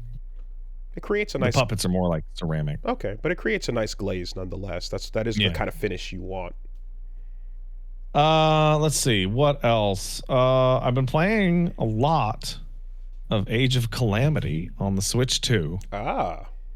Which it's wild that Nintendo hid this good ass Zelda game underneath the Switch 1. Yeah. No. It's crazy. The Hyrule Warriors evolution has clearly like stepped up quite a bit. Those games have started looking less like Muso and more like full-on Zelda guidance. Yeah. Mm-hmm. I've noticed. Yeah, no, Age of Calamity is fantastic, and like I went to check on my Switch 1, and like it is what I thought. Like, you and I have a decent eye for frame rate, and the lower the frame rate gets, the more accurate you can be, right? So yeah, when you load into the very first battle in Age of Calamity on the Switch 1, it's running at fucking 13 frames a second. It's running sub 15 FPS. Classic Switch. And then when you do when you get all the spirit clones as Impa and you do her super, the game drops to a negative FPS. Oh, I believe we're calling that mind's eye FPS. Yeah, it becomes like 1 frame every 2 seconds. Mm-hmm. Mm-hmm. And I'm like, this is actually like unplayable. This is actually like ruinous. Like it's terrible. And then you play it on the Switch 2. Echolocation. Yeah. And then you play it on the Switch 2, and it's a locked 30 the whole time. It devolves back into literature. Yeah, I saw that. That's pretty good. Oh man. I play it on the Switch too at a lock 30, and I'm just like, and I'm playing it in handheld mode so the child can't get his brain ruined. And I'm like, oh wow, there's a lot of like really great like different characters in this that all play like real, despite the fact that it's just the XXX and the YYY. Like wow, they actually play like really differently, and character upgrades in this game are like really interesting, and the mission types are interesting, and finding the little Koroks in the missions is fun. And then I unlocked Hestu as a fucking Warriors character. The fucking maraca shaking big Korok is a playable character. And I'm like, wow, that's crazy. So I feel like the Age of Calamity or the Hyrule Warriors agenda is Nintendo being like, leave us the fuck alone for people who want us to change the formula. We're not gonna do it. And here we're gonna do it over. We already changed the formula a lot with Breath of the Wild. But anyone who's like, we want the game where you're gonna be Zelda up front. I mean, they did the you know they did have the whatchamacallit, the one they announced where you are playing as Zelda, right? But like the idea of turning the whole formula on its head when the mainline games, they're like, no, but over here, go look at this. You want 30 playable characters and doing all this stuff? Then fine, you can do this. You know, Echoes of Wisdom, yeah. There's a resistance for the main line, you know, to swerve too hard, but you can throw all that wild shit into this Muso thing. That's cool. It's fucking great. It's a great game, and it's a really great game to play handheld, like for short periods. And it's like the Switch 1 version is so fucked up that I feel like, oh yeah, if I came out with it's a Switch 2 launch game. They finally released it out of early access. But that's all we felt this before, right? The thing that came out late in the last Nintendo generation cycle, and you're like, this is not even out yet. This is made for the next thing. Yeah. I've also been playing a good amount of Tears of the Kingdom on the Switch 2. And running that game at 4K 60 is transformative. That is, and also more than that, using Ultra Hand and the building mechanics without the game going stop is incredible. I mean, anytime you have a system that you can populate a form with like tons of extra assets, I'm sure that game can be chugged by building the most complex possible things, you know. Well, the main thing is that like when you used Ultra Hand in Tears of the Kingdom, like putting two objects together, you would see the game go, oh, I don't like it. It's like this is a primary mechanic. This is ridiculous.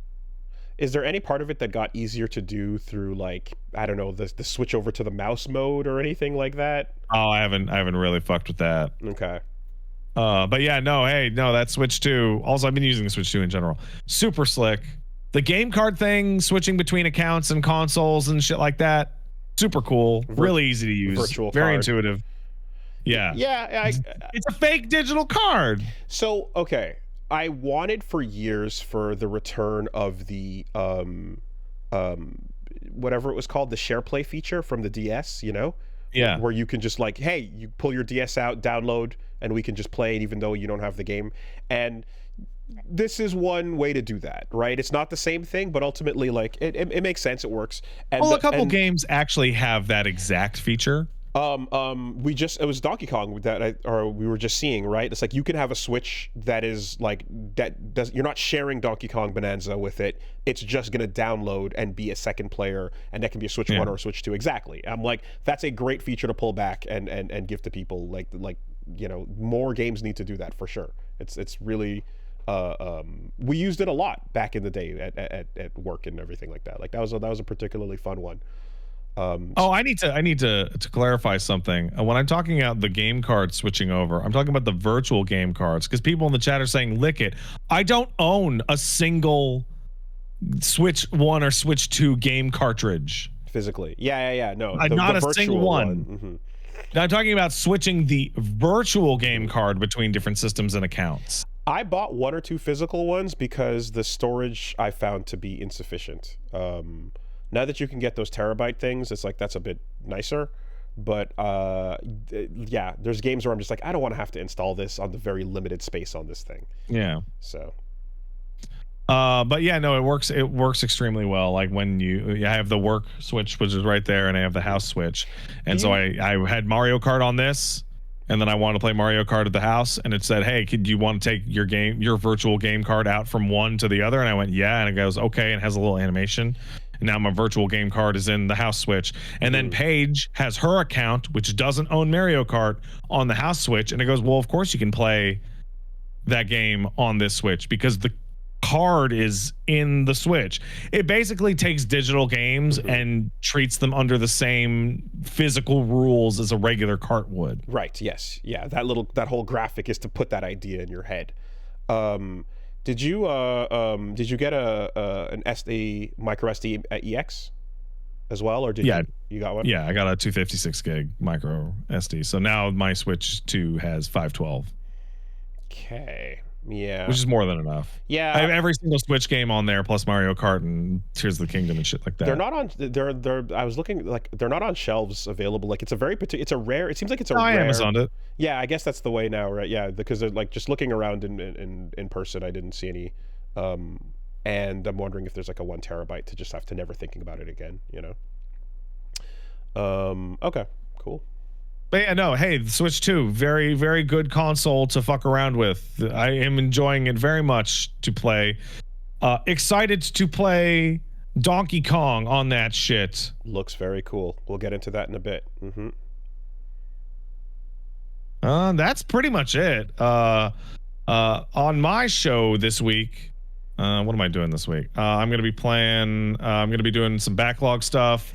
Page May Cry is back on Friday. Yeah. We're finally going back to DMC3. Hell yeah. Thursday, I'll be playing Mario Kart World with the chat, and so on and so on. But you can go down to twitch.tv/PatStaresAt, 4 p.m. Pacific usually, and I'll be streaming over there. All right. Let's take a quick break, and we'll be right back. Okie dokie.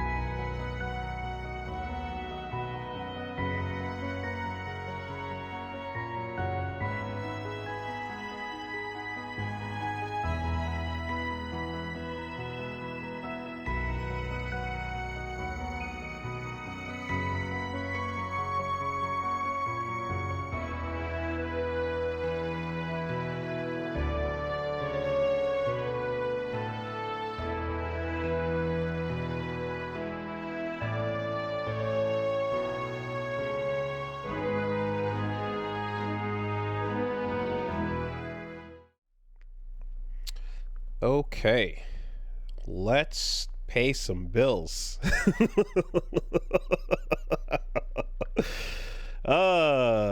Quick word from our sponsors, and I'll tell you what, I love them more than ever. Love them.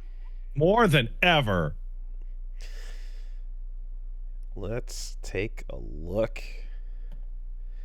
and see what we got over here. This week, the podcast is sponsored by Hero Forge. Hero Forge. Custom miniatures.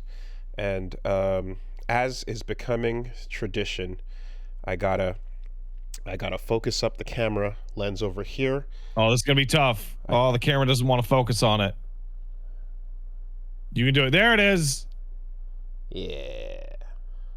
So you got these miniatures that are pretty cool that you can make that are ready to go for whatever your. Let me unblur myself. Excuse me. There we go.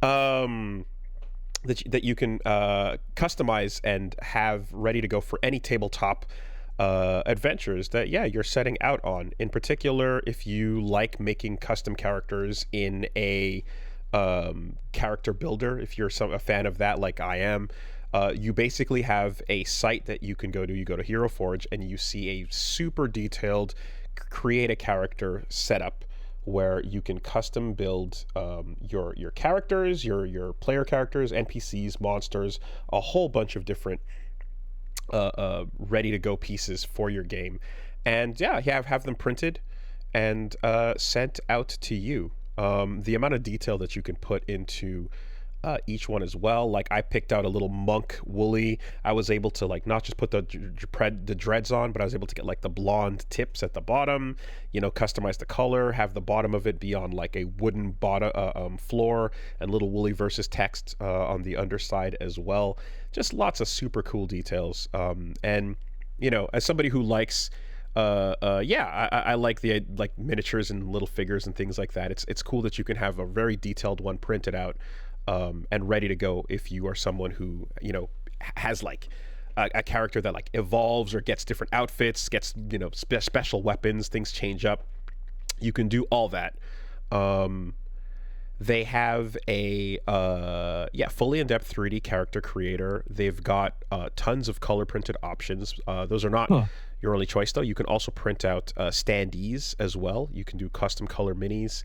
And pro subscribers can use the kit bashing feature, which lets you add up to 20 more items onto your mini and individually place and customize, rotate them, and basically just if you want to go further by adding as many arms as you need, as many wings as you need, if you're trying to just create some sort of insane final boss deity version of a character, or just someone that's like stacked up, you got a kit bashing feature that lets you go all in on that.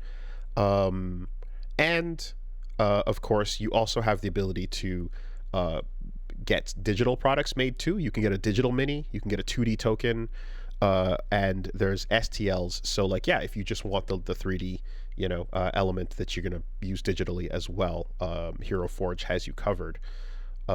Pretty sick system that was very quick and easy to use. So go check them out. Visit heroforge.com to start designing your custom miniature today, and check back often because new content is added every week. So once again, that's heroforge.com, and you can start designing your custom miniature today. And every week there's new content being added. So check them out. Thank you, Hero Forge. Thanks, Hero Forge. Use code CASTLE and you'll get 5% off all orders of physical miniatures. So important. Do that too. This podcast is sponsored by Shopify, Cha-ching, Auga, whatever the noise you want. It doesn't matter. The point is a pretty good one. Yeah, when you make a sale, you can have a little noise that says, "Hey, you did it. Someone bought a T-shirt." Or whatever it is you're trying to sell. And if you're trying to sell on the internet, there's a lot to consider. It is not just a simple matter of like You know, you're like, oh, I can get the product made, but how do I get it to the people? What if they live really far away? What if they live in places that the shipping is hard? How do I track who's getting what? How do you price it? All the details of expanding your business idea out from your first to your millionth sale. Shopify is there to help you with that, and it's the all-in-one commerce expert and platform that you can use to, get your business started, connect it to all your social media platforms, track your sales, keep track of like where things are going, how they're shopping and shipping. In particular, I like that Shop app. It keeps all things that I'm getting delivered to like one nice little place that's easy to verify, and I can see, at a quick glance what's coming in the mail, and that's all super handy as well. That came in a lot of handy when we were getting into the game of like t-shirts while setting up. We can talk in front of cameras and microphones, but getting something shipped out to people is above my understanding. So Shopify makes that easy. When you're ready to start expanding your business ideas, you can check them out. Get Shopify on your side. They've got an award-winning customer service as well. Tons of useful templates for setting up your store to match your brand style. And the feeling of basically having a full marketing team behind you as well. Social media campaigns that you can set up are all very easy to use and ready to go. So sign up for your $1 per month trial and start selling today at shopify.com/superbeast. That is shopify.com/superbeast. shopify.com/superbeast. Thank you, Shopify. Thanks, Shopify. This podcast is sponsored by Shady Rays. That's the cool name for some shades. We're hitting summer. The sun's out. It's trying to blind you. Using anything with sunglasses is a fool's errand. Like, there's no solution. UV rays want to hurt you and blind you and destroy your eyes. And also, they want to take away your cool. They want to make you look lame. Don't stand for it. Get some cool shades. Keep your eyes safe and also look cool. Shady Rays is a great name for an independent sunglasses company. So in particular, they've got a world-class product rated 5 stars by over 300,000 people. Durable frames, crystal clear optics, so perfect for outdoors. You could also be, you could be that dude that wears them indoors at nighttime if you want. I mean, you could be Corey Hart, yeah. I'm not going to block your shine, but they're mainly going to help you look cool and keep your eyes safe outdoors. And they've got hundreds of pairs to choose from, so you're going to find something that'll match your style. And if they ever go missing or take an unexpected hit, don't sweat it, because they have the most insane protection of all eyewear.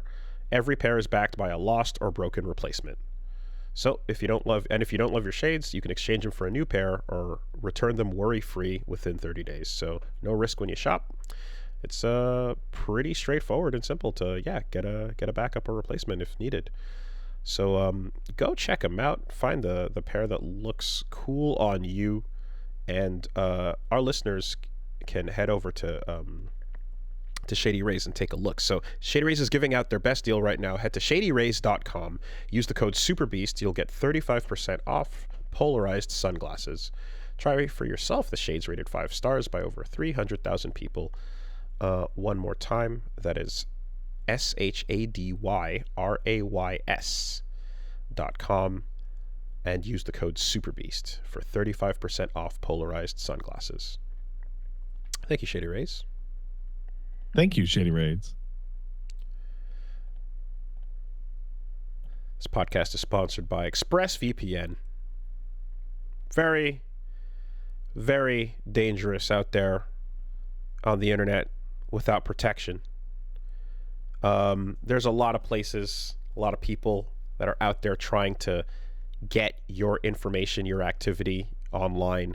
They want to sell it to third parties, and ExpressVPN can protect you from that. I mean, here we take your pick.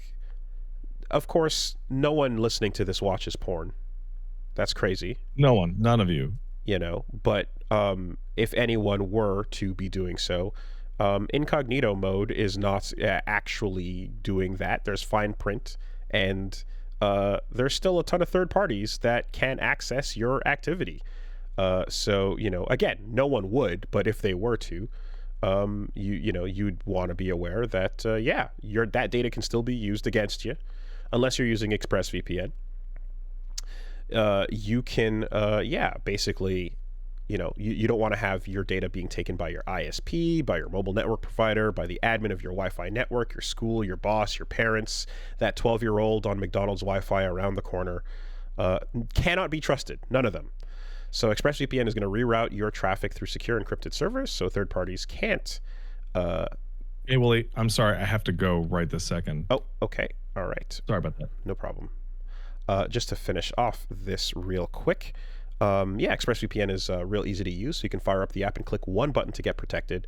It works on all your devices, phones, laptops, etc. You can just protect your entire network from the top level down. Real easy.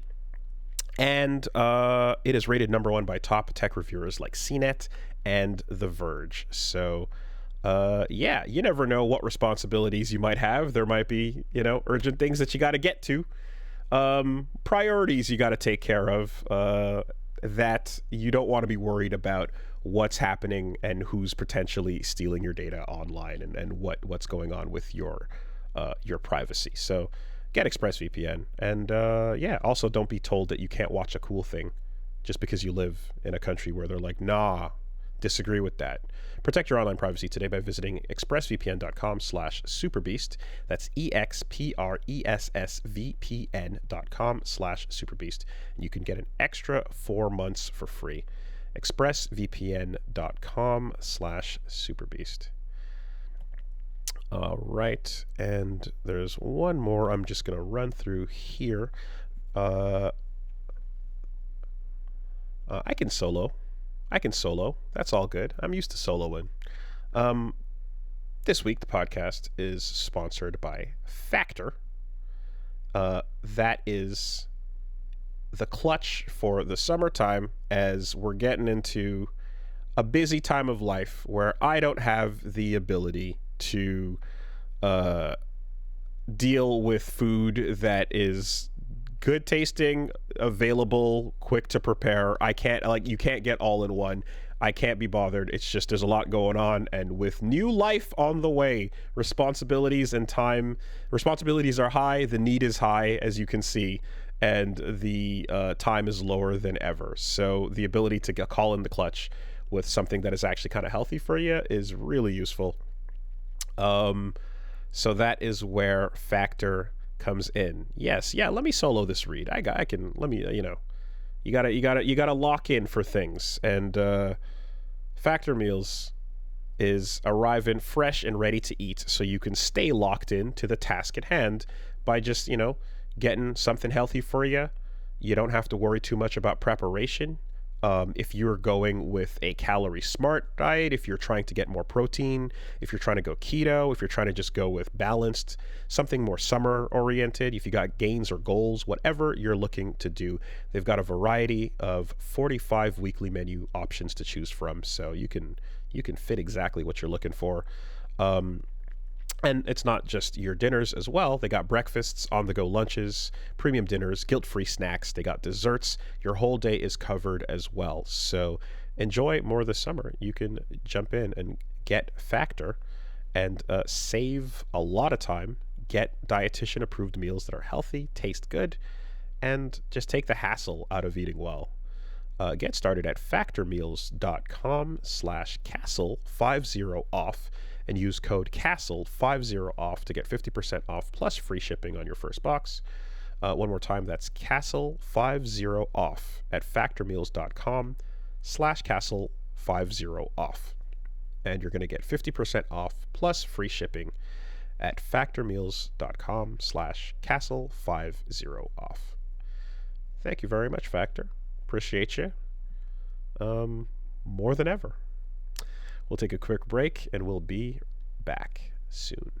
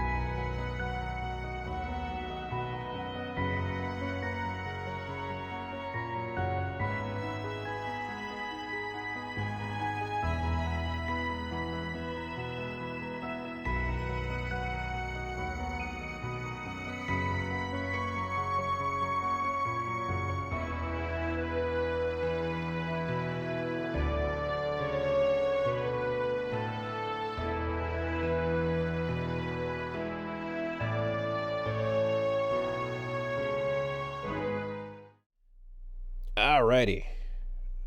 In the news, what's going on? Lots of new releases. First off, actually, quick plug. Shout out to a friend of the show, Sheena, over at Albino Moose Games. Just released a demo for the new FPS Galvanized, the game that she's been working on over there.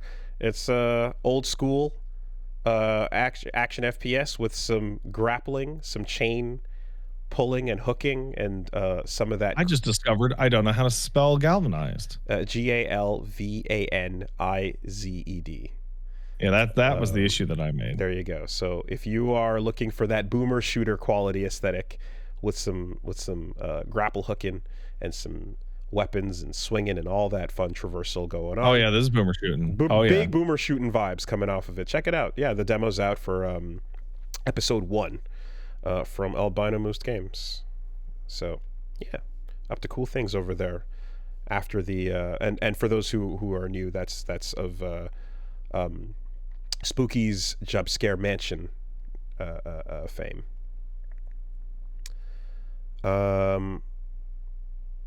All right. So what else did we see?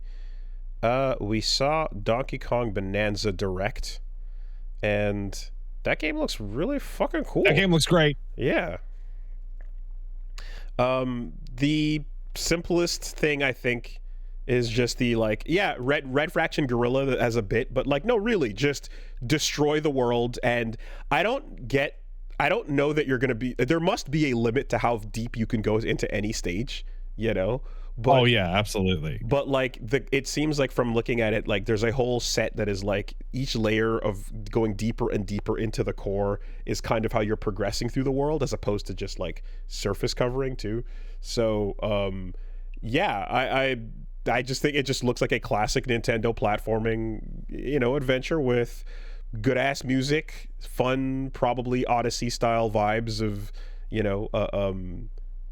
vocal tracks kicking in and all that stuff. And yeah, it's Donkey Kong's Odyssey. And he's got fucking Super Saiyan now. There's Super Saiyan Donkey Kong. What the fuck? What is everyone complaining about? I really feel like this Direct really did a number on me. One, it looks fantastic, and Pauline is there. Aw, cute, right? But it also exposed to me a new type of dumb person, which is, oh my God, Pauline's like a little kid, but Cranky Kong is there. What does this mean for how old's Donkey Kong? What the timeline? Like a genuine new type of stupid person who is worrying about the timeline of events of the Donkey Kong monkey people. How is Maggie still a baby after 30 plus years and seasons? It's crazy. Cranky, it's not real. Cranky represents an idea of an octogenarian ass monkey. All right, it's a concept. And also, they show you Cranky Kong hanging out with Rambi, right?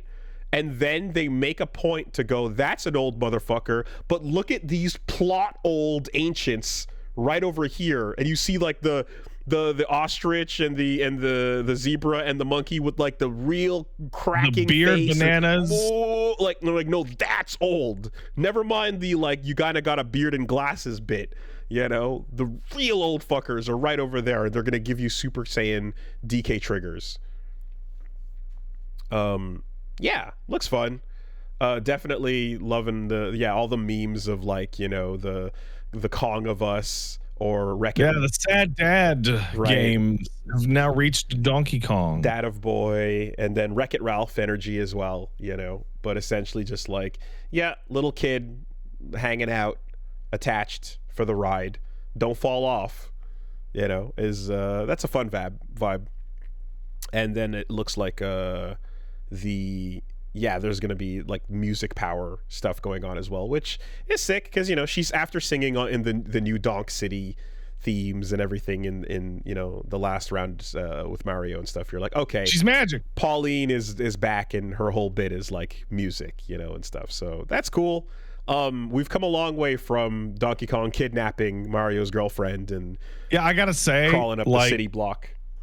like it makes Mario look like an insane person. Because, like, wait, Donkey Kong and Pauline have been friends for decades? Bro, they're just hanging out. Chill. It was like they're like that's I guess the bit is like, is there somewhere where you actually have him like just hanging out, crawling up the scaffolding, and Mario's this asshole that wants to fucking get in the way and just refuses. You hanging out with my girl? You know, dude, chill, man. Yeah. They've been friends since like 10 years ago. Which really is, if anything, now we're just heading right back to King Kong. We're just going to the source material on it, where, you know, 'twas beauty that killed the beast. Yeah, Mario's a fucking piece of shit, you know, and I want Mario to be the fucking final boss of Donkey Kong Bonanza. Wait, wasn't Jack Black also? Yeah, Jack Black was in King Kong and in Super Mario. So it really is. He is that asshole. Dude, I want Mario to be the final boss of this game so bad. Oh, and for him to just show up and just go and like, and then everyone's like, what the fuck is he saying? I don't understand his shit at all. And you know, and you're like, he's trying to break up the friendship, and you're trying to protect her, and he's like, no, I'll save you, wah! You know, and the true horror of Mario getting in the way. Yeah, okay, Chris Pratt notwithstanding, I guess that my issue is not with Chris Pratt. I don't think Mario should be speaking any known form of human language. Yeah. I think Mario should sound like he does in the Game Boy Advance RPGs, where he just says a bunch of nonsense Italian sounding shit. Totally. Yeah. In fact, in Mario versus DK, on the Advance as well, there's a whole bunch of that just gibberish Charles Martinet noise making. You know, I agreed. That was the best way for him. You know, because he's a plumber. And yes, you could argue that he's human shaped, but I don't know, man. But he's not much more of a person than Sonic or Crash Bandicoot or any other mascot character. And he's fucking weird. And not all mascot characters talk, you know? Some are just kind of expressive noise making things that, yeah, that's all you need. You just need an emotion and a vibe. Whatever you'd call it. He's human shaped. In any case, that looks pretty cool, and I can't believe they're fucking whipping out the thing too is like the amiibos are coming around once again, and I'm like, oh my god, I forgot. I made a little bag where I shoved them up there, and then I whipped them out for Metroid Dread, and now you're just being like, no, go find them again.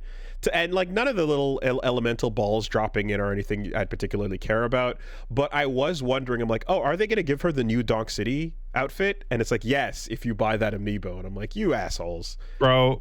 I think this game has part of, like, I don't know if amiibo fatigue or whatever on the part of the developers, because look, every amiibo can get you a singularly colored throwable sphere. Yeah, what the fuck? Who gives a shit, dude? Go blow the dust off. Exactly. You know, compare that to the like, drop this on the Star Fox on your Bayonetta and you can get a Star Fox costume and guns and weapon, you know. Absolutely. But anyway, that aside, cool for Donkey Kong getting like full proper big ass adventure game that's been, you know, kind of the feeling is that I guess that's been coming for a minute now, because you know, the amazing platformers and side scrollers and tropical freeze and all that stuff that's been going on have definitely, you know, been great, but I guess everyone's kind of wondered, is there going to be a full giant open 3D game again, you know? Yes. Beyond that, you know, you want to talk about sort of returning to old school console era vibes. Donkey Kong is one of those, and fucking Shuhei Yoshida talking about Nintendo teleported me to 15 years ago. It's insane. He did an interview recently where he basically expressed that he has huge respect for Nintendo, but hopes that Nintendo fans might eventually graduate to more mature systems like PlayStation. I would really like to point out that this is they've said this over and over from Sony for years and years and years and years.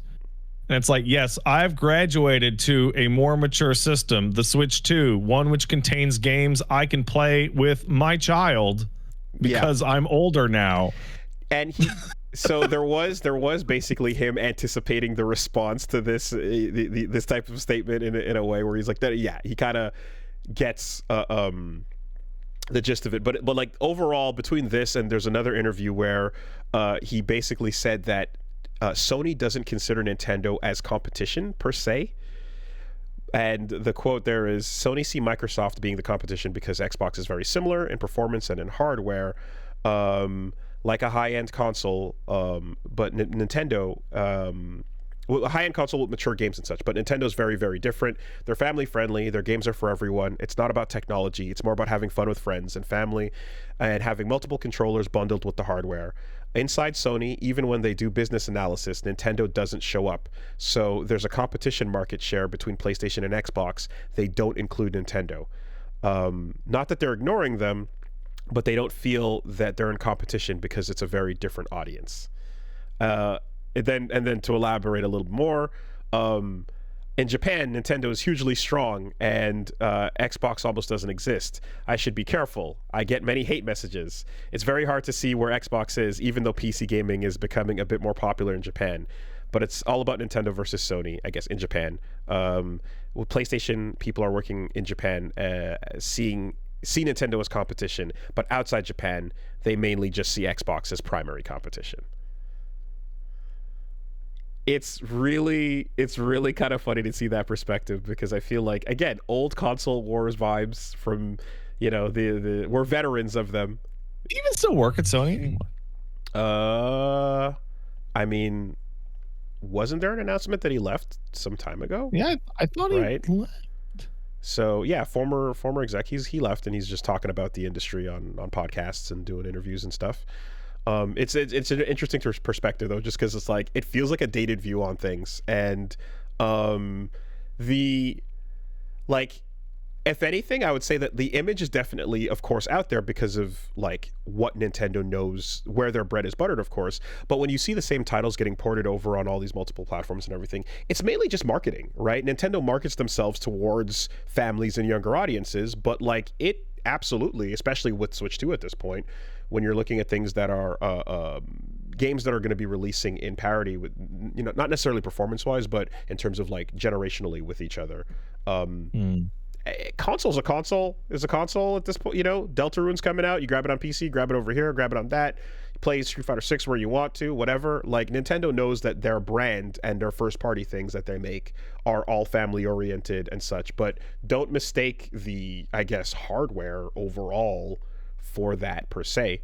But if they've also pulled back on PC, of course, as a secondary advertising platform as well. He didn't really mention it much in this, but the thing that's clear is that, like, I'm sure looking internally, for however the perspective seems or whatever the case is, dollars to dollars business wise, they go, Xbox is the main thing that takes money out of our pocket. Focusing on beating them is effort that's more worth it than focusing on beating any other platform at any given time. I'm starting to think I'm starting to understand what he means by like grow up and mature and move to PlayStation, and it's like it makes sense because you look at Last of Us, which is the game that came out in 2013 and 2014 and then 2020 and then 2022 and then 2023 and then 2024 and then 2025. And what they're doing is they're making sure that no matter what age you are, eventually you'll grow up to being an adult and you can play Sony games. Eventually. Because the same game comes out every year or two. Eventually, over time. Yeah, you might have skipped a year there. I think I skipped one. You might have, yeah. But see, as long as we keep like putting out the same adult games back to back to back to back to back to back to back, eventually you'll become old enough that you can go, oh, you don't need that baby Nintendo shit. Here's Last of Us 2, the remake port of the sequel.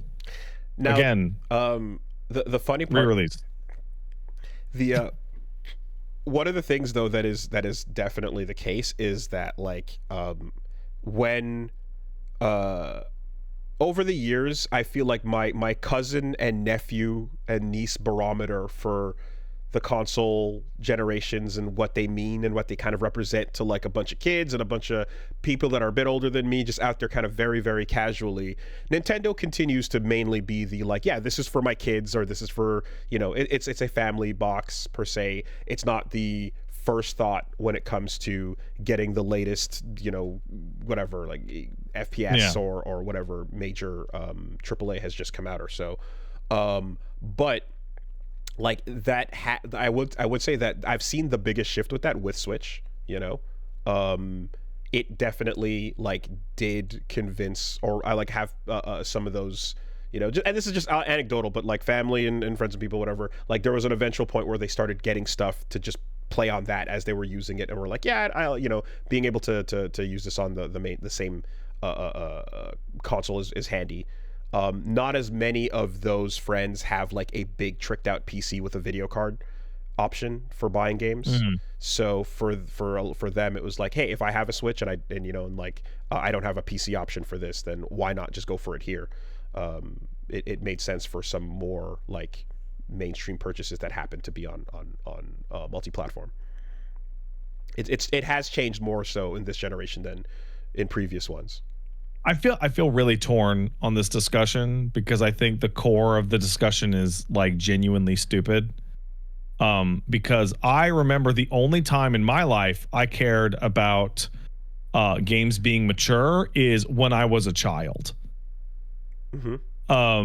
And I feel like this entire discussion is us listening to 14-year-olds tell us how cool and adult they are for playing Call of Duty because it has guns and murder in it, and how much of a pussy you are, 35-year-old man, for playing Zelda because that shit's gay and stupid. But that 14-year-old, and it's just, the whole thing is just so fucking stupid. But that 14-year-old was a former exec of the company that makes PlayStation. You know? You know what I mean? Like, that is like, you want to talk about like internally being told at the highest levels that, yeah, they literally don't even bring them up when you know, in the comparison point sheets, right? It's like, okay, so the perspective is that we just don't think about it. There's no concern. So stupid. Also, Astrobot was the best game Sony put out last year, and that might as well be a fucking Mario clone. Absolutely, you know. And the big deal around anytime something related to a lot of those Sony first party games that are basically like Nintendo in target audience, you know, it's about time and everything everything Crash related, a lot of that shit overlaps heavily, massively, you know. Not that, again, also like, you know, young people and young adults need to grow up and realize that sometimes at the end of the day, you know, revenge being pointless or being a better dad or a better role model or whatever is not inherently more mature than the fact that sometimes you just got to destroy Ganon. You do. Like, no matter what age, no matter when. The objectives marker at the top of your screen doesn't say be better. It says kill Ganon. And you got to. It's just, and this is something where too, like, depending on how this kind of discussion happens, like, I can see the framing of, again, of more just like, it's not that this is not our competition, it's just that this makes more sense for us to focus on because this is a much more direct, you know, analog, and if you go here, you're not going to us, right? So if like Second Cup is talking about like, hey, every moment we make taking down Starbucks is the best use of our time, as opposed to going after whatever the McDonald's around the corner, then I can get that, even though McDonald's has coffee as well, and people go there for coffee as a preference, you know, or whatever. But if you're like, no, we're coming specifically after that, I should have said Tim Hortons, but whatever. Point remains, you know, if you just frame it as like, no, it's because Microsoft, money spent on Microsoft is money removed from our pockets, effectively, you know. Because again, PC ends up being this side promotional platform that you are in competition with, but you're not being that hostile towards it because you can also use it to promote, you know? Also, Toshuhei Yoshida, if I bet you would like people to grow up and move on to a PlayStation, because like one of the news things we have this week is Nintendo Switch 2 sells the most consoles of anything ever in its launch period and sold like 4 million fucking units. So like, hey, maybe you should actually be more like Nintendo. It's moving. Truck full of them got jacked. Yeah, I think, between the price stuff and tariff stuff and everything in advance, there was definitely a thought like, ooh, this might fucking land and dud, or at least take a minute. There's only one factor ever that stipulates how many units you'll sell in a launch console, and that is, are they available to buy? That is it. Video game retail has been fucked up since like 89, and there's never, ever, ever, ever been enough units for anything to buy, with the sole exception of like the Virtual Boy and the Saturn and the 3DO. Do you think that the importance of the attach rate is now diminished? Do you think the shelf mover, the launch game that is meant to bring you over that you can't get anywhere else? I mean, everybody bought the fucking Mario Kart. Mario Kart's Mario Kart. That fucking thing. Mario Kart is Mario Kart. I was not going to, and then through fucking peer pressure, contributed and went and got one. Hey, listen, Wooly, yeah. I don't mean to be rude to you here, but you have like in the time period of the Switch 2's release, you are going to play Mario Kart in your home for a very specific, tiny baby-shaped reason. I mean, like I said, the Yakuza thing was coming around the pipe anyway, and I was gonna, but like, yeah, I was considering like, at some point, especially because like with the last Mario Kart, I really just got it, played that one time, and that was it, but no, Mario Kart 8 Deluxe has sold 68.2 million copies. The thought, like. The thought has always been that, like, what's that one system selling game that is going to make people... It's fucking Mario Kart, dude.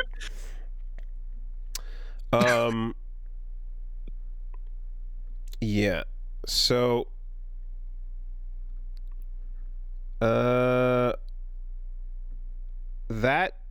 sorry, I lost my place over there. Yes, that's a lot of money. That is a lot of money. You know what else is a lot of money? Tell me what's a lot of money. The $69 billion it cost. Hold on a second. Nope. The cost of shelving Marathon indefinitely. Oh, yeah? Is a lot of money. Indefinitely is a fun number. It sure is. That word does imply that we don't know when, right? It does imply that. It implies that it is indeterminate when it will return. But it has officially been delayed beyond September 23rd. And they basically said, they did a presentation for investors this week where they showed off Marathon to Sony like investors. And it seems like 4 days later, they then went, actually, no. But so that might have been for legal reasons to not, I don't know whatever was going on with that. Well, we can't show this to the public because of the plagiarism shit. So the cost of scraping everything out and canceling all your marketing and replacing it with new things, and then also addressing the parts where people were not having fun with it. Is it just a wash? Or they can't. It has to come out. It has to come out. Listen, Sony spent $3.4 billion on Bungie so that Bungie could tell them how to run their live service division. And the pinnacle of that was going to be Marathon, which, like... so I mentioned is a disaster. I mentioned 69 billion earlier because the quote was, "We believe that Bungie can give us way more than the $69 billion acquisition of Activision," and that's before considering that's not true. the relative vague value of that particular transaction. So like $1 billion of those dollars is so they can just add proximity chat. Fucking dude, like, so there's a statement that Bungie themselves put out that was like, we're gonna I have it here actually. I'm in the Marathon Discord. I don't know how they haven't kicked me out of this fucking thing, but blah blah blah, the passionate feedback around the reveal and alpha play test, comments and real-time conversations. Your voice has been strong and clear. They're acting like it's fan feedback that's caused this and not Sony saying it from on high, which, by the way, the Bungie developers found out that it was delayed through this announcement from Sony. Like, most of them, except for the senior staff, didn't know that they were getting delayed indefinitely. So they're going to focus on blah, blah, blah, upping the survival game with more challenging and engaging AI encounters, more rewarding runs with new types of loot and dynamic events, making combat more tense and strategic, doubling down on the Marathon universe with increased visual fidelity, aka you have to do new textures anyway because we stole it. More narrative, environmental storytelling to discover a darker tone that delivers on the themes of the original trilogy. Bro, adding more social experiences, a better player experience for solos and duos, and proximity chat. How have you not been kicked out by now? I don't know. I'm in there. All right. Well, also, can we take a side path here about a type of person I would like to complain about? There is a type of person. You're in the Capcom Creators Discord, right? Mm-mm. Okay, so I'm in the Capcom Creators Discord, I'm in the Namco Bandai Creators Discord, and I'm in the Marathon Discord. I'm in a couple of the other ones. I didn't sign up for it, but I think I got signed up for it without signing up for it. But there's like a type of person in that Discord that is just so happy to be there that every time a dev note or an announcement comes down, they're just going, "Oh my god, I can't wait! It's gonna be so amazing! Oh my, it's the greatest fucking thing! I'm so happy to be here!" Like, dude, shut up. Have some fucking class and fucking act like an adult. No, there you got your foot in the door. It's your first time getting your foot in the door. Jesus Christ! You're very excited about the fact that you are like, here I in forget official what contact it in was. an official manner for the first time ever. There was some announcement. This is a make or break moment. It's all about this. There was some announcement like a long time ago. It was the Elden Ring. It was the Elden Ring preview event for Namco Bandai, where they wanted everyone to be in a group chat to go over like the NDA and all the things. And I remember they're like, "Do you have any questions?" And like it was like 10 questions about how awesome the game would be and how sick it was and how it was so sick. And then me and Yanners were like, "How do we record footage for live streams? What's the process on that?" Like actual like real questions. The classic softball into slurp noises question. Right. Love and it was just like, no, we conference. usually do live streams. How do we get this preview stuff on live stuff? And then they answered us and then we left. Yep. Hey, it's like the only and it's just this fucking thing. Company, like, oh my god. Hey, company, I have a question. Who does your hair? I mean, God. Dude, it sucks so bad. You know, I'm just gonna go into the fucking social thing and just fucking. Oh, it's nonstop fucking glazing. This is so cringe. Oh my god. Fucking I don't know why they haven't kicked me out of that shit. Anyway, yeah, I mean, look, we'll see. Like, keep an eye on it as we go. Marathon merch over in the other room that I don't want to put on camera because I don't give a shit about it and it sucks. Well, is that merch? Is that merch showing off textures by another artist that were stolen? It fucking might be. Actually, it fucking might be. You know, the merch that was printed. Oh my, you like fuck. Yeah. It's this shit's so fucking cringe. I can't believe this is a real quote. $69 billion. Like, Anyway. That's got to be for No, talking about okay, Activision. We know Activision extremely well. When you look at the $69 billion for Activision compared to the $3.6 billion for Bungie, we believe that Bungie can give us way more than a $69 billion acquisition of Activision. That's stupid. Jim Ryan. That's a stupid quote from a stupid person. Like what are numbers? Yeah, I don't have a fucking business degree. It's still fucking stupid as shit. You guys have lost more on Bungie than the last Call of Duty made in a single day. Like, and like, again, the thought that it's one thing if it was like, okay, so people were not having fun with it and there was some design elements were poorly thought out or so. But it's like the fucking textures were all stolen and now you can't even see it legally. Yeah, no. Is like, that's they're gonna brutal. Like, you're not allowed to look redo at all the assets. God. Because they can't be sure. Like, okay, they say the guy who did that shit is gone. So what? They're going to have to like go through the changelog and be like, okay, what's every single piece of the game he touched? Throw all of that shit out. It's fucking nonsense. But when we start talking about that level of money, right? When we were going into Anti-Real was the name of the artist. When we were going into like Anti-Real's art getting stolen. And I was, does it make more sense when I'm like, yo, just cut the check?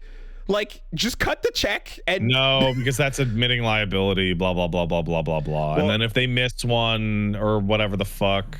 No, because they still have to have an accounting of all the items. But cutting the check comes with a thick ass contract that stipulates, you know, okay usage for whatever fucking legal terms. There's no way they would ever admit liability. They would the game's not out. The game has never received any money. They don't have to pay anything anybody. Like the fact that the artist in particular is just like, I'm tired, boss. Like it's just, you know, like anyway. So there's a great quote that Dad Asna sent me from Josh Sawyer talking about how shitty game development is. And basically Josh Sawyer was talking about Dragon Age the Veilguard and the dev background of his work on RPGs and how what can lead to fucked up shit. So he describes basically that there are games that get, 8 months of delays, but those 8 months of delays are 1 month at a time delays. And so everybody's made a bunch of bad decisions, but they're like, well, we don't have time to fix it, because it would take 2-3 months to fix it. And then they delay it a month, and they're like, maybe we can clean up around the problem. And then they delay it a month, and then they clean up around the problem. And then you get to the end of like, you've actually delayed the game by like a year, and you could have actually fixed everything. But because you didn't know that you had enough time, you had to just staple shitty solutions to bad problems you never would have had if you knew you had an extra year. The act of kicking the can down the road doesn't feel too bad because you're never booting it into the next fucking neighborhood, right? Like, yeah, that's real. Because a Veilguard had basically that happen to it. That there were just here's a quote from Bloomberg. The strict deadline became a recurring problem. The dev team would make decisions believing they had less than a year to release the game, which would limit the stories they could tell and the world they could build. Then the title would inevitably be delayed by a couple of months, at which point they'd get stuck with those old decisions with no chance and stop to reevaluate what was working. And whatever major changes or whatever's going on there's a little period at the end where when you submit things or when you're going through that process too, each time there's a major submission failure or major issue that is like holding the game up and it has to go back for another round, they're prioritizing remaining issues and stuff that can be fixed while these major compliance issues are being fixed and cramming those in as priority as well, right? So like basically there's like a polish and repolish phase where stuff that you've determined from a while ago, like if we have time we'll get around to this, but it can't ever be something that is like massively changing the direction or can have too many cascading effects that cause another failure of sorts, right? It has to be something that is like very, very easy to squeeze in at the end there that you still have time to like reliably QA or so. Like, let's look at Bungie with this.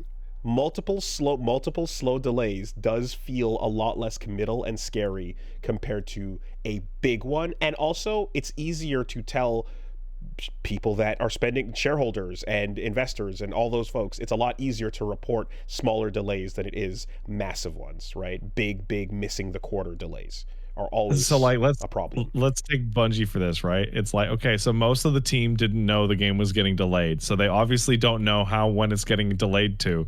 So at some point the discussion has to happen, how long is it going to take to get all this fucking stolen shit out? And for a while that answer was, I don't know. So how much time do you guys have to work on proximity chat or duos or the fucking narrative elements? How much time? You guys got 6 months? You guys got a year?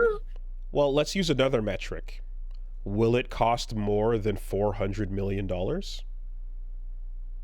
Maybe. Fucking maybe. That's the Concord metric. Yeah. They threw that shit in the trash. So this is where I ask, is it a loss?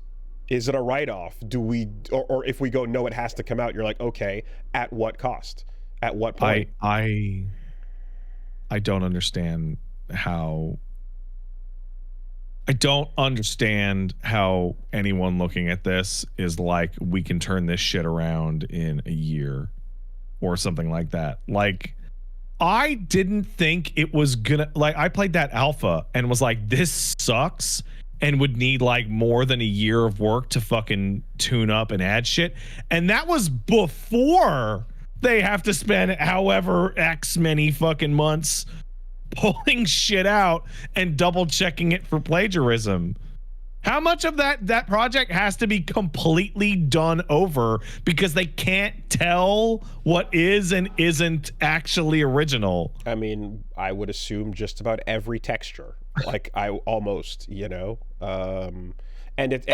like, you can't also just go take Anti-Real's name off of it because you're still stealing. It needs to have its own identity, like, and that can be proven in court to not be fucking killing the vibes. And also now they got Arc Raiders, which is going to be out before then, which is like the same fucking game but more impressive looking in every way. So yeah, there you go. Marathon delayed indefinitely. We'll see what that means. I bet you this game's going to come out in 18 months and be like a polished up version of what it is like right now with like almost no significant changes. And we're all going to go, what the fuck did they even do? I mean, if it is a legally airtight version where they look and they say, we can argue in court that we're allowed to use these textures you're seeing. If you're allowed to look at it, then all right. It passed some sort of muster, you know what I mean? Like, because I played like a Destiny game that was in development, which was Destiny 2, and like Bungie's production pipeline fucking sucks. Like, it takes them fucking forever to do anything, and definitely double forever to fix any existing problems. I would imagine that like whatever nebulous changes, eventually come out, you don't want to leave it in such a place where if Anti-Real decides, actually, nah, fuck this, I am going to try to legally pursue damages, that problem would be something that they could go like, well, Your Honor, look, we can show you here that clearly it's this different. Like, if they only make it a little bit different and still leave room for that potential lawsuit, those lawyers are not doing their job. That legal team is not doing their job, right? So that's a significant enough change, I would imagine. What legal team? God damn it, I keep forgetting. You fucking keep forgetting, dude. They don't have to fire their lawyers. They laid them off. Oh, God damn it. They keep talking about lawyers like there are lawyers looking at this project. I'm sorry. I thought I saw Lionel Hutz for a minute. My bad. They haven't even paid off the people they said they would pay off for the last plagiarism scandal. They are in arrears for a former plagiarism scandal. My bad.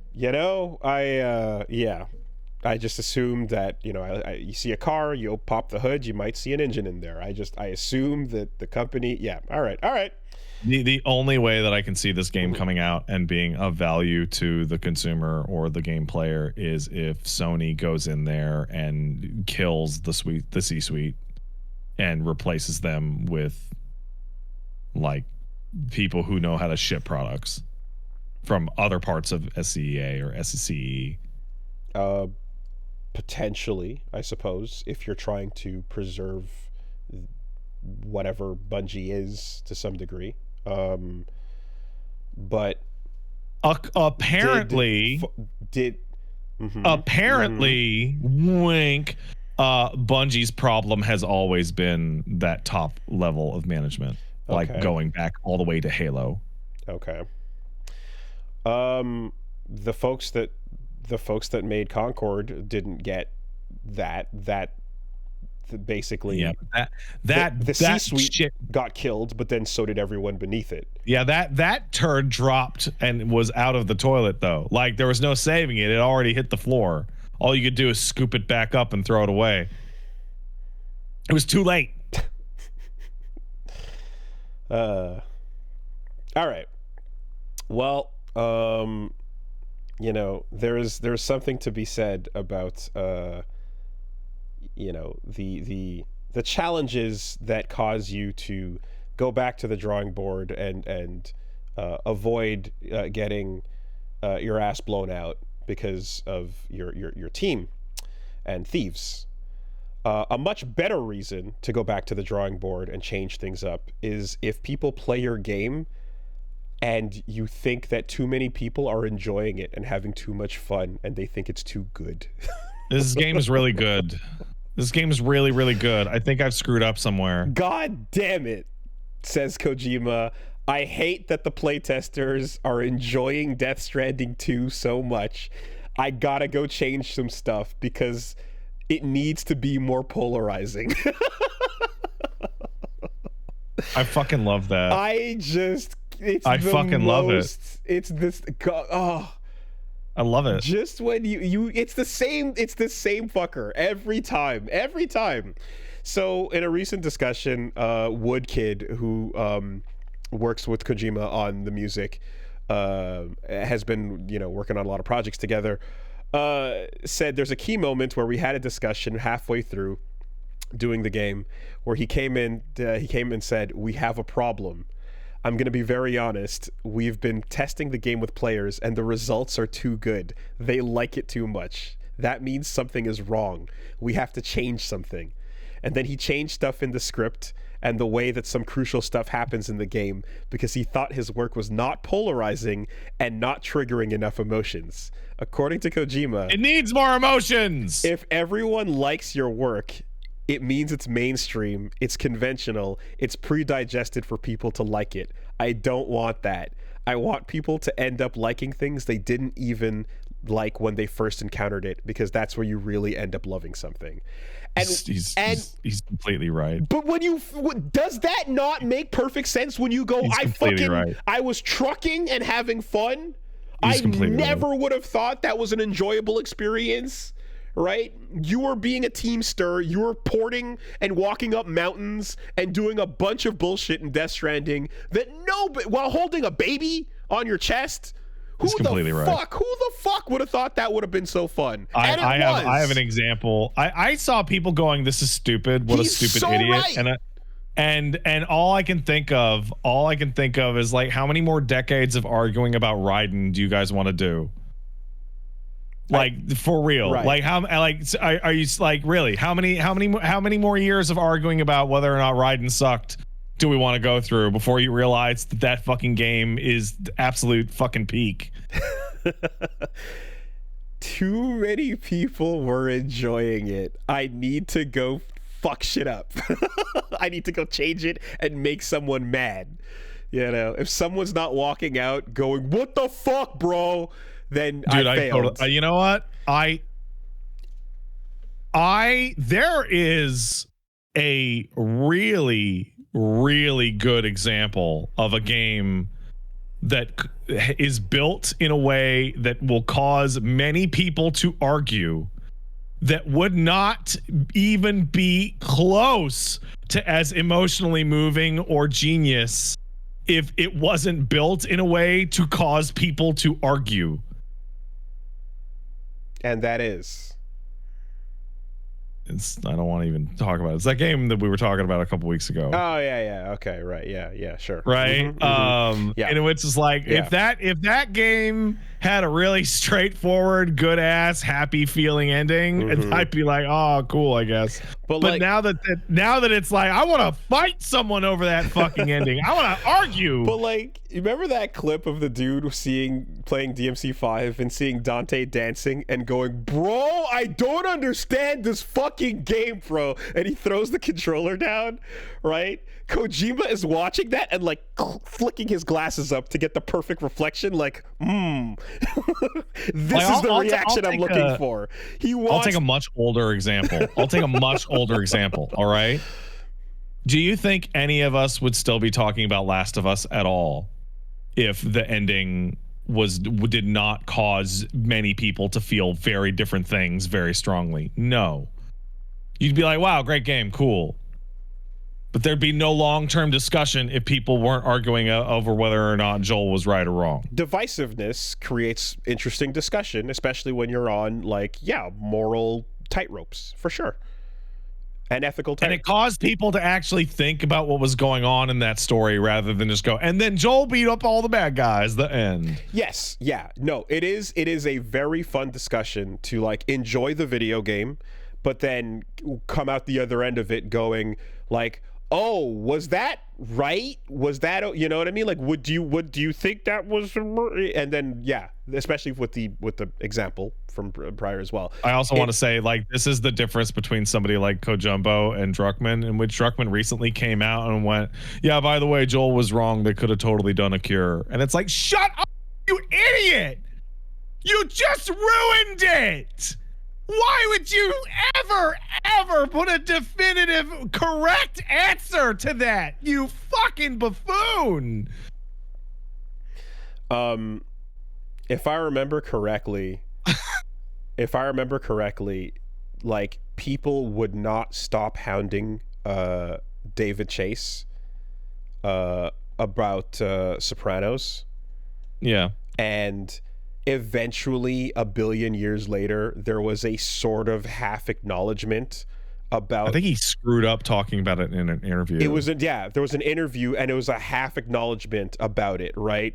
But it was one of those things where he really, really tried to just be like, can you just leave it alone? And like, no one would accept it. Like, some people like definitely were like, the ambiguity is good, and some people are like, yes, it's ambiguous, but I feel confident leaning one way or so. But there were enough people, and it was an influential enough show that like, they were just mad at the openness of it and never got over it for decades. It reminds me of, so Kojumbo's in good company here, because it makes me think about the late great David Lynch. Whenever anyone asked him to explain literally anything, he'd just be like, "No, nope." Watch it again. Yeah. And I think about when people would ask John Carpenter, so who was the thing at the end of the thing? He was like, "Shut up! Yeah. It's the movie. What are you, stupid?" You need that's the second half is once it's out and everybody's going, ugh, you need the wherewithal to just be like, eat my ass, fuck you, no, hard no forever. And hold that till you die. You need to lynch it up, you know? 100%. It also reminds me of Tarantino with Pulp Fiction, in which he's like, he regret, like, that movie. There's one part of that movie he fucking hates and he regrets it, where they put a light bulb inside the briefcase to make the briefcase shine, which started like this the whole this thing, decades long. What's in the briefcase? And he's like, I don't give a shit what's in the fucking briefcase. Nothing's in the briefcase. It's a movie prop. No, there's a light. That was it. The human brain cannot accept that. The human brain needs to know. Yeah. No, I see the quote going up there. Eraserhead is my most spiritual film. How so? No, I won't. No. Could you explain that? No. Nope. Refuses to elaborate. Anyway, fucking Kojima. Amazing. Incredible. You'll love to hear it.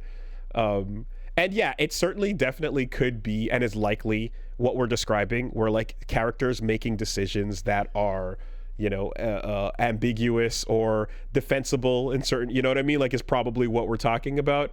But like, where you look at a character act and you go, oh, well, that was reasonable. Okay. Yeah. You move on. You never think about it. But I love that idea of him just looking at everyone walking out satisfied and going, fuck, I needed someone to get mad. I need someone to be really pissed off right now. Oh, shit. Incredible. So Kojumbo believes that friction is where you get sparks. Yes. And like Death Stranding is like taking that idea to the extreme. Like parts of Death Stranding are like miserable and fucking boring. On purpose. Yeah, when you die and your save file gets deleted in Kojima's future dream game, some people will get mad at the lost time and progress, and others will be like, ah, yes, the experience. I truly will sit with that memory forever. It was special because it only existed once. And he'll be like, yes, you did like it. You get it. You understand. It is divisive. This is what I want. So, I think the best example of this ever by far was in No More Heroes 2.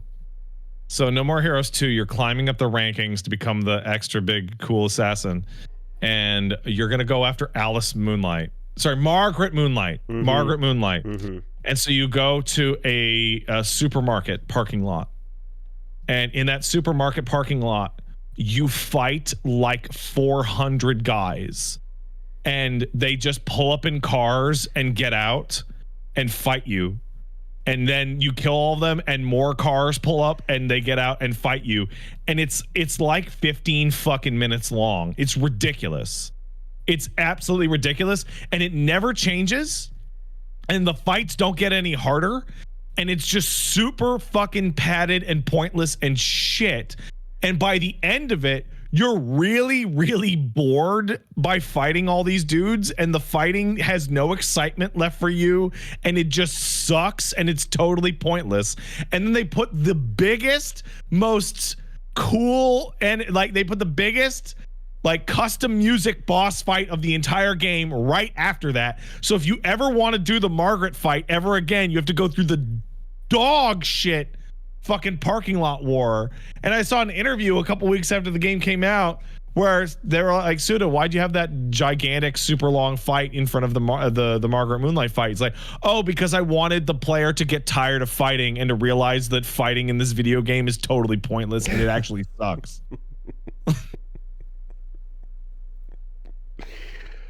And then it's like, and then you put a cool thing at the end, and then it makes you wonder if you ever want to do it again, and the player goes, it's not worth it. Imagine, it's like, that's fucking amazing. Like, imagine, because here's the thing, other mediums definitely, there are times where it's like, oh, you turn the page and it is blank, and it is blank for many pages.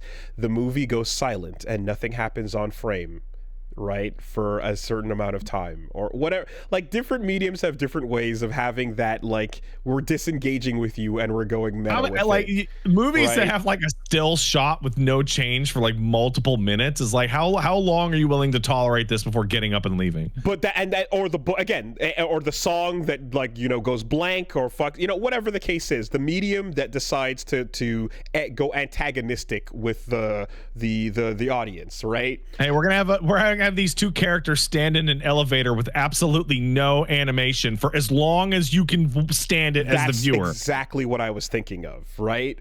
But video games are the only one that will reach out of the screen and kick you in the balls and ruin your hands and make your wrists hurt and make you uncomfortable and like physically ail in order to cause that discomfort. Of all these mediums, it's the one that's going to actually punish you and make it hurt to get this fucking point across. I will give a gold star to David Cage. because in heavy rain, when you are at the junkyard and you have your gun trained on that gigantic scary black man who's going to eat you, it looks like, and you have to take your drugs, the controls that they want you to pin right on the controller, where you have to claw your hands around, and it's legitimately really uncomfortable and hard to do, and tons of people fuck it up. And it actually does a really good job of like putting you in the character's shoes of like, oh, I gotta hold the gun and I got fuck.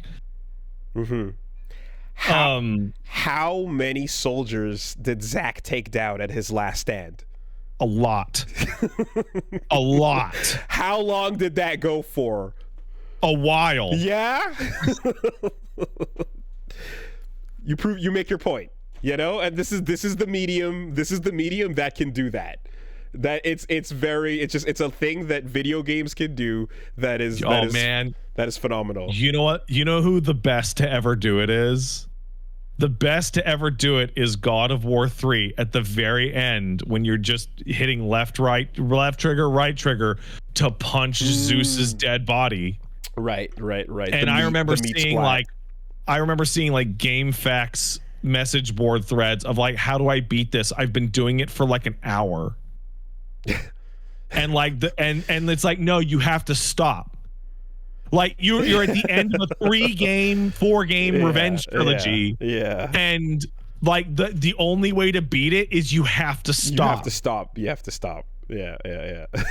And it's and that like that's fantastic. Shout out to video games. Video games are cool.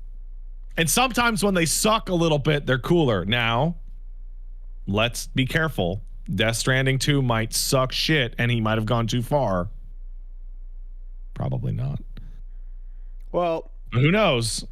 Hey, if something comes out and it sucks, no worries. You can just rely on the modders. Are you sure about that? Or can you? I don't like this news story. I do not like this news story. I don't like it. Here's the funny part. There's not enough to really say. It's all vibes. Okay? So the story is real simple. Nexus Mods, after 24 years of being run, the owner is burnt out and has decided to sell the site. And it seems like we have he wasn't saying at first who it was, and now it's come out that it's been acquired by Chosen, a company focused on growth and monetization of gaming startups. And there's nothing else to really go on there except for the words I said, which immediately just sound like, yeah, I don't like it. It's cooked. I don't like it. You don't know that it's cooked, but it's cooked. And it might not be. And hey, and if it's not, then that's great. And that's cool. Hooray. But it's cooked. And I guess if there's any mods that you want to get them now. You know, make sure that your favorites are available. If you've got any particularly amazing combos going in any of those BioWare games or you know, any of their CD Projekts or whatever it is, just figure your shit out, because this is going to switch hands and who knows what the fuck will happen. You know? So, nothing has happened yet. Nothing's happened Site yet. continues as normal. However, no reason to panic. Nothing is saying anything is going to happen necessarily. By every legal and ethical and moral space, the owner of Nexus Mods, who has done a great job over the years, has every right to sell their website for cash money and get theirs and all that stuff. Especially when they give the reasons, like it's not like it's on. They're like, I'm at my limit, right? There's a big talk on that, and they're like, yeah, I just personally am burnt out. I can't do this, right? I get it. However, there's a wrinkle here. Back in 2010, in October, after New Vegas came out, I gave Nexus Mods $200 Canadian. The reason I did this was so that I could purchase a lifetime premium membership that was advertised as being good forever. Lifetime and forever mean forever. Uh-huh. Not until you sell it. Okay. It means until the end of my life. So no policy changes have been, we don't know anything. We don't know that that's going to be an issue for any reason or whatever yet, right? Nothing has been announced, so you don't know. I don't believe any of those types of services anytime you hear about them, simply because that's just not the way it feels like the world works. At some point, there's always going to be something, however long it takes, before they go, nah, that was crazy, that was insane. Even when it comes to, I believe, the example that comes to mind is Mark Cuban bought a flight pass that lets him fly anywhere on American Airlines. It was some crazy, amazing, like, flight pass, right? And it was like supposed to be for life. And he and like one other person got this incredible thing because it was so expensive at the time. Yeah. And it was like an infinite ticket. And then, sure enough, through abuse and like a decade plus of it just being used in ways where they're like weren't intending or whatever, the terms eventually changed and they had to limit it in a certain way. And there's a legal way that they squeezed in a limit to it. So lawyers will always find a way. So if you like, that was a long time ago, but like believing that you're going to get anything as is for life is there's no way that happens. I just refuse that principle. Welcome back, Pat. Your current plan in billing, lifetime, premium member, forever. Says it right there. Yeah. Until the lawyers say otherwise. Also, I'd like to point out, every time I bring up the fact that I bought a lifetime subscription to Nexus Mods, I bought it 15 years ago. And every time people go, man, you got scammed. I've had a premium Nexus Mods account for 15 fucking years. And I use it all the time. Okay. Like, how is that a fucking rip? I didn't know that was a service that, I didn't remember that. What? It stopped being one in like 2012. Okay. Because the one thing I did read about in the story was that there was a point where there was a service that was kind of like find a way to donate to modders, and like there was a monetary aspect that was involved with like certain popular modders can you can tip them for whatever, something to that effect. And so they became they were payment processing for some stuff like that. But overall, this whole thing just became the default like main archive and platform of all modding stuff. Like ModDB, I think was obviously like another big website that like I remember getting directed to over the years for stuff. But Nexus has been the gargantuan beast. It's hard to imagine that anyone acquiring this would not somehow in some way fuck it up. The owner says, question is, how many lifetime plans are there? Because if it's like 400 people, yeah, they would leave that shit alone, right? Well, okay. There's like 1 million people that have lifetime subscriptions, but there's a lot of other ways they can fuck this up beyond your lifetime subscription, right? Like there's everything that fucking what's the wiki fucking company called? Anyway, the people, the fandom, right? There's everything that can go wrong in that direction. Ugh. So Dark One, the original owner, basically was describing that like he's taking a lot of careful about who he's selling it to, and making sure that it's going to be in good hands and all that stuff. And it's like, okay, sure, and hopefully that's true, and whatever the case may be. But there's just this kind of it's cooked kind of feeling that I think everyone has, because you're like, yeah, the description of this new group of people definitely sounds like the kind of folks that'll roll in and start doing all the shit that you'd hate to see. And there's also a period of time where they were aggressively stopping people from like archiving mods, I believe, that when they were trying to take them elsewhere because they didn't want like essentially like mod stealing to become a thing. So it gets weird and complicated when it comes to like having alternate resources for particular modding communities, you know? So I went and checked. They actually removed lifetime memberships fairly recently. They removed it in 2021. Well, how's about that? They found legal grounds to find a way around it? No, they just stopped offering it. They didn't remove it. They just stopped offering it to new people. Oh, to new people. I see. Okay. Yeah. Okay. The cutoff date was like in August of 21. Okay. Yeah, I mean, it just... I'm like, I feel like anytime, whatever. Anytime, I feel like I don't believe the word lifetime out of any company mouth. I just feel like you can't control the future. You can't tell me you're going to exist, you know? But if you've gotten 15 years of worth out of it so far and it's been worth it, then cool. Oh, absolutely. Then hell yeah, great. Like, here's the thing. Would I actually get mad that I feel like I got ripped off? No, I definitely got my money's worth on a fucking Nexus Mods lifetime premium membership. Oh, definitely. But it's annoying because it says forever. It says forever. Forever. Now, the other solution to this problem is that developers can just step up. No, you're a fool. Hold on. You sound like an insane person. Hold on. Let me get there. All right.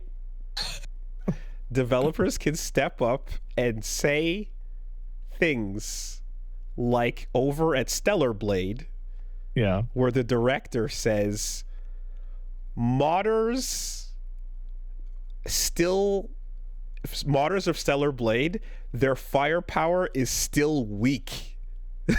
What? Up until now, the official content is still better. I want mods that expand the user's play experience. Stellar Blade is called the modders weak. Well, that's because they have Denuvo on it. There's only so much you can do. Oh, man. But also, I saw like a really stupid, like, article that was like 40-ish% of the mods for Stellar Blade are goon mods for gooning. And I'm like, I don't know if you've ever been to like the mod database or the fucking Nexus mods for like any RPG, literally ever. But it's all creepy sex mods all the way at the top. Now, here's the thing. I didn't realize, I guess, or maybe I wasn't, it was just maybe I didn't piece together or know this, but when you're like, who the fuck is this director? That's crazy. Right? What a wild gauntlet to throw out, to call out the mods of your game and be like, nah, the officials are still killing it. And then I see the name Hyung Tae Kim and I go, oh, it's you. It's Goon Lord. It's Goon Lord Supreme. Yeah. The artist behind... He's just like daring people to make hardcore pornography for himself to goon over. The shiniest asses you have ever seen for the last 2 fucking decades on the internet. This is where you have been. Hyung Tae Kim, sensei. I get it now. I see, right? Not sensei, he's Korean, excuse me. But that, I didn't know. I didn't know that he was the one in charge, right? He's the Goon Lord, and he can say that and pull it off because there is an empire built on shiny thighs and greased up butts. Yeah. No, check the resume. It makes perfect sense. It's really funny because like I played a good amount of Stellar Blade, and you can't, like, every single second of you playing Stellar Blade, you're being gooned at, right? And it feels like a guy sits next to you on the bus and starts beating it, and then starts elbowing you and go, when are you gonna start beating it? Hey, come on. But aside, but the game's pretty solid overall. In addition to that, that's what's important. It is a pretty solid game. Yeah, very important that the game actually be good. Yeah, and if you're familiar with the Magna Carta art style, then it makes the plastic human art style. The plastic human art style. Then you get it. You get it. Anyway, I just love that. I love I think it's great. Yeah, Yeah. I love the developer looking out over at the fucking, the wild modding community and being like, nah, y'all ain't got shit. Come at us, bro. Yeah. And beyond that, I saw one other thing that seemed interesting, but also a little bit like, this is cool, but also not cool. So, in the same vein of X-Men 97, Marvel has announced Spider-Man 94, continuing where the animated series left off, Radioactive Spider-Blood, but it's a comic run. And I'm like, damn. Right? I don't think we need even that, because the X-Men 97 just goes, yeah, he found her. Well, Done. Sure.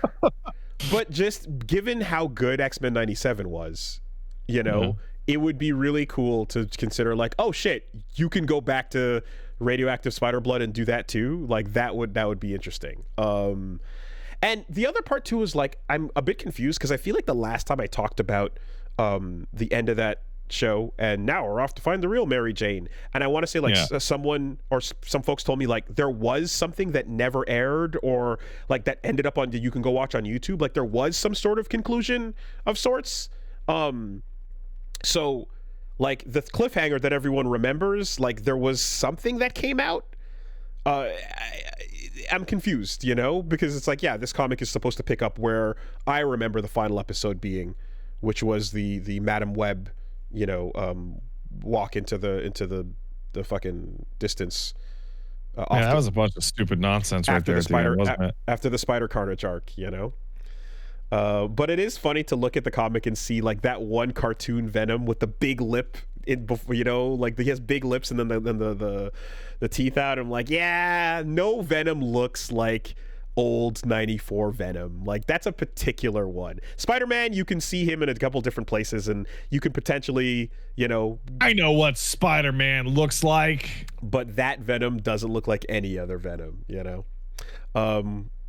Yeah, that's I dig the idea. I do wish it was animated though. That would have been nice. Anyway, fun stuff.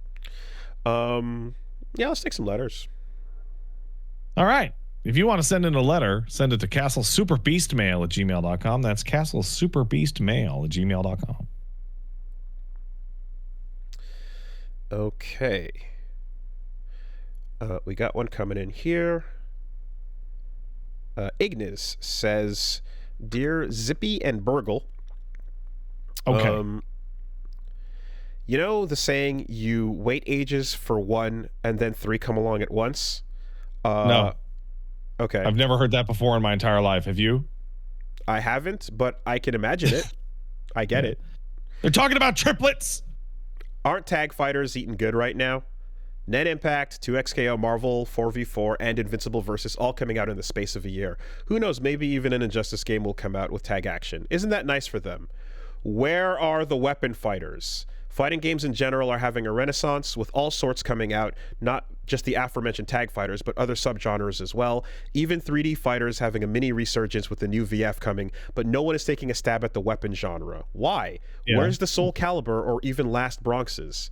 In an era when people are looking at the retro PSX games, making all sorts of games seeking to bring back the feel of bygone times, but these just seem to be missing.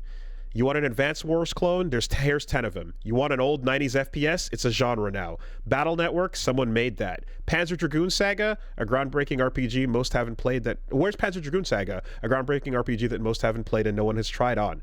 Bunch of FPS RPGs like Kingsfield? There's a whole bunch now. Fire Emblem? You're eating good. But... I now answer the question, or where's the thing I like is a popular one, but the real question is, what is a game or genre that to this day seems to be ignored and no one's making an effort to bring it back? Okay, so there was no weapon fighting genre. There was Soul Calibur. Like, there were other games that had you fight with weapons, but those were Soul Calibur clones, and they sold like shit. Hitting Last Bronx as a secondary on that is a really far steep drop. And that is wild. I never thought I would hear the word Last Bronx today. however, I will say no. We can jump in and say Bushido Blade. Like I can catch him on this one, right? No, Bushido Blade's like its own fucking weird thing. It's a one strike hit style game, but it's not always one strike. It's not always necessarily, but it is a weapon fighter, and the weapon usage and the matchup of that is a primary part of that game and what you're doing, right? Sam Show is a 2D fighter that has weapons. It's an SNK game, but it's not the same elements per se, but you are getting a lot of people with disjointed hitboxes at the very least. Yeah, there's a lot of a complete absolute dog shit early access 3D weapon fighters all over Steam if you want to play that complete garbage. There's Deadliest Warrior, which is a true weapon fighter, which actually is fun for some dumb reason, right? That fucking show, that Spike TV show fighting game turned out to be a pretty fun game, and it's a real, like, I'll put that in the category of like 3D Soul Calibur style games. Hellish Court is one that it's around there. For Honor it's doing a lot too differently. I wouldn't put it in that same space. It's not scratching the same itch, but it is true that like not just a game where, and not just a 2D fighter where everyone has weapons, but like a 3D game where like the weapon matchup is big, the positioning and the spacing and all that stuff is predominantly what the game is about. It's true, there aren't many things doing it like this. Someone might be working on one, but I feel like if there was examples of like others beyond that taking off, it probably would have had a resurgence, but it just doesn't seem to be like the most popular thing that people want to see coming back out of fighting games. When Soul Calibur does come around, there is definitely a hardcore community, especially in France. There's a huge competitive following over there. Kayane and shout outs to like all those folks in Paris that are like the old Soul Cal heads. But yeah, but like outside of those kind of like exceptions, it just doesn't seem to be something that is like in super duper high demand. And the last game in particular, it was cool. It had some cool stuff. It was around for a little bit, but kind of like that big tweet that Harada broke down describing the difference between Team Tekken and Team Soul, Project Soul, and like why those things went the way they did. Soul Calibur as a team didn't have a single person kind of like fighting to keep it alive with that same thing that Tekken kind of had in a way. They didn't have that resistance, even though there were competitors inside of Bandai Namco. So that it eventually kind of dissolved. I can think of a genre that I have not seen in like literally 20 years, and it's one of my favorite genres, and I don't know why I'm not allowed to play it. So I had a Sega Genesis, and I really liked Shining Force 1 and 2.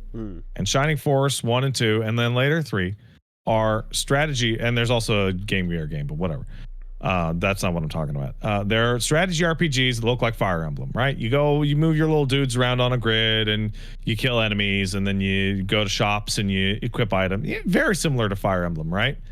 The thing that was different about Shining Force was that in between the strategy RPG battles that were extremely similar to Fire Emblem, you had a main character that moved around on a realistic world map like Final Fantasy or Phantasy Star, and you went to towns and talked to townspeople and went to shops instead of outside of a menu. You just went to the shop, and it was like a regular fucking RPG.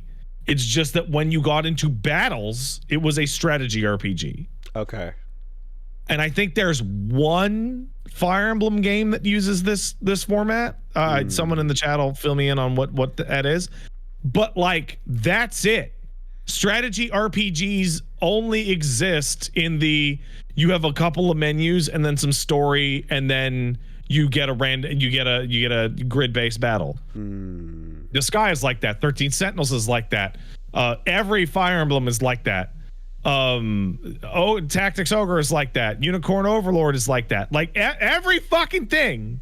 Like by far the closest to this is Unicorn Overlord. But you still can't go into fucking towns with that.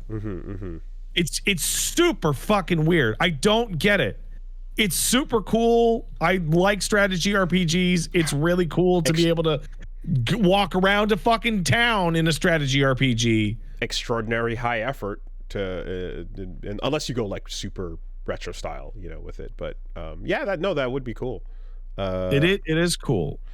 It's cool. I don't know why it doesn't exist. I'm gonna say sports games with turbo buttons.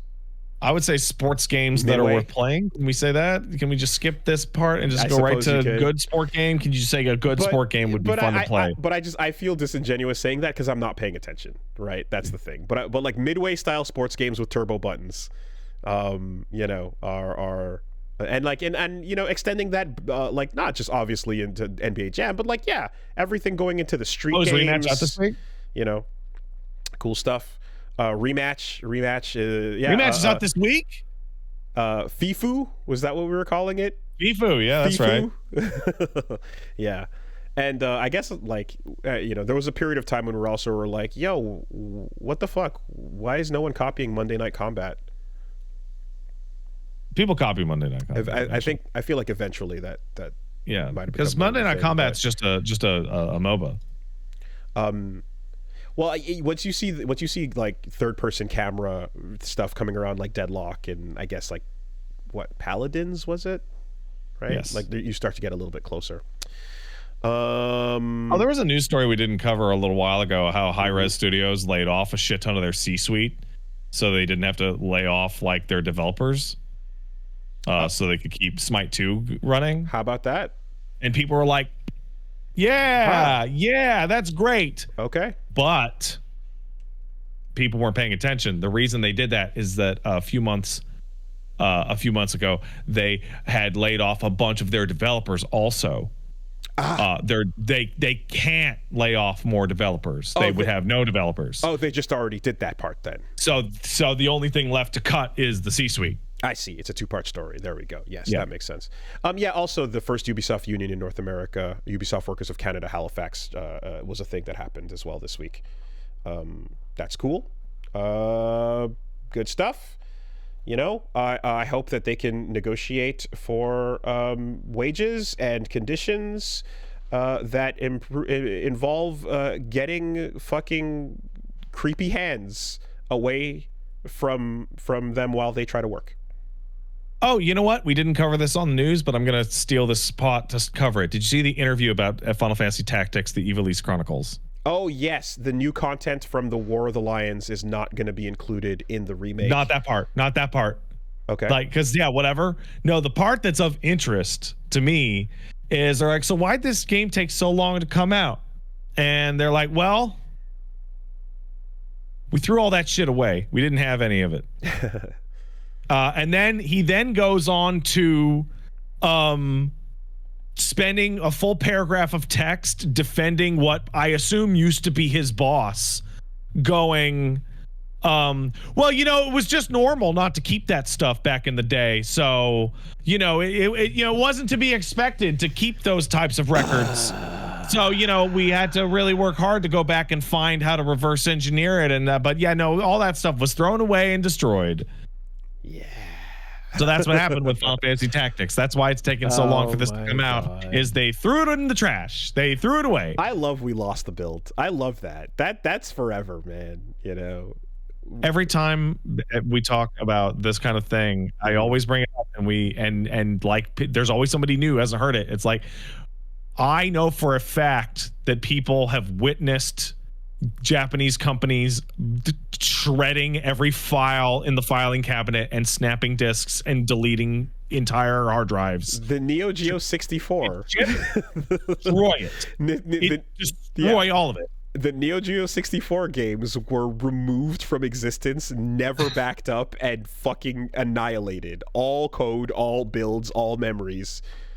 Because like this, kind of incredible. This developer says lost.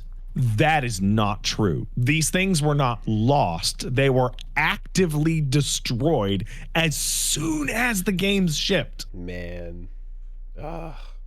Dude, like, we lost a couple of videos back in the day on the old channel, and I hate that shit. I stressed about it. It's so annoying, I couldn't imagine, dude.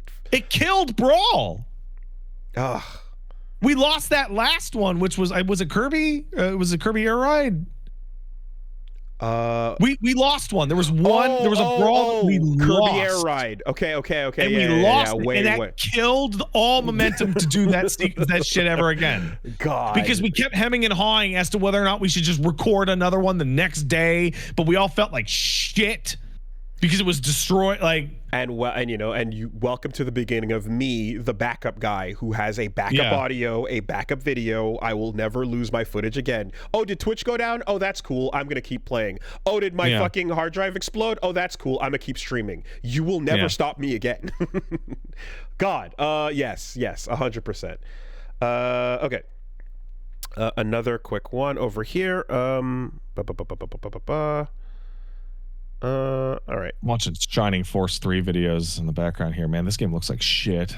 This aged badly. Dear, you two have too many alternate titles and I refuse to contribute. Hell yeah, dude. Favorite fictional super weapon, sci-fi, fantasy, whatever. Anything goes as long as it's a piece of piece of fiction. My favorite is the Tongue Eater from the Mage Errant series. It's a super weapon developed by a cruel expansionist empire that uses it as a tool for conquest. It devours the language of the people it was used on, with horrific consequences as you can imagine.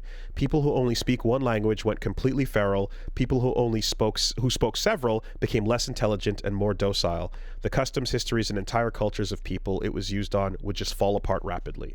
Ooh, that's fun food for thought. That's a skull face. That's situation. A vocal cord parasite right there. Yeah, but going conceptual. That's a really fun for. I know what mine is. I got one. Yeah, it's the vector cannon. Okay, yeah, that's It's fucking just firing that thing is a fucking. It's a narrative. It's an experience. It's just a massive cool vibe. Nothing to go wrong with that. Yes, for fucking sick ass hype points, that's peak. For the idea of it though, I still hold on to, from Hitchhiker's Guide to the Galaxy, the point of view gun. Ah, yeah, that's a good one. It's a favorite. I fucking love it. It's a gun you point at somebody and shoot, and for a few seconds they completely understand where you're coming from. just for a couple seconds. And they the fun thing about the point of view gun. I get it. Okay, I'm sorry. The point of view gun's really interesting from a narrative perspective, but it fails to account for people like myself who are stubborn. Right. Because I can imagine, because I've had scenarios in which people have like brought me around to their point of view. Yeah. And they go, wow, that's crazy. I completely understand how you feel. I don't care though. I'm still going to go. I'm me though. But that's how the gun works. It fades off and you go back to being you, but you just have that little memory of going like, oh, okay. I get it. I'm still fucking here and I'm not moving. I'm still going to do it. You know, I find that lovely. I find that wonderful. It scratches all the itches that I have in the back of my head, you know, and like in the movie when Marvin uses it, you know, and like a big wave of ennui just hits all the bad guys and they're just like, oh, what's the fucking point? You know, it's like, that shit's great. I love the point of view gun.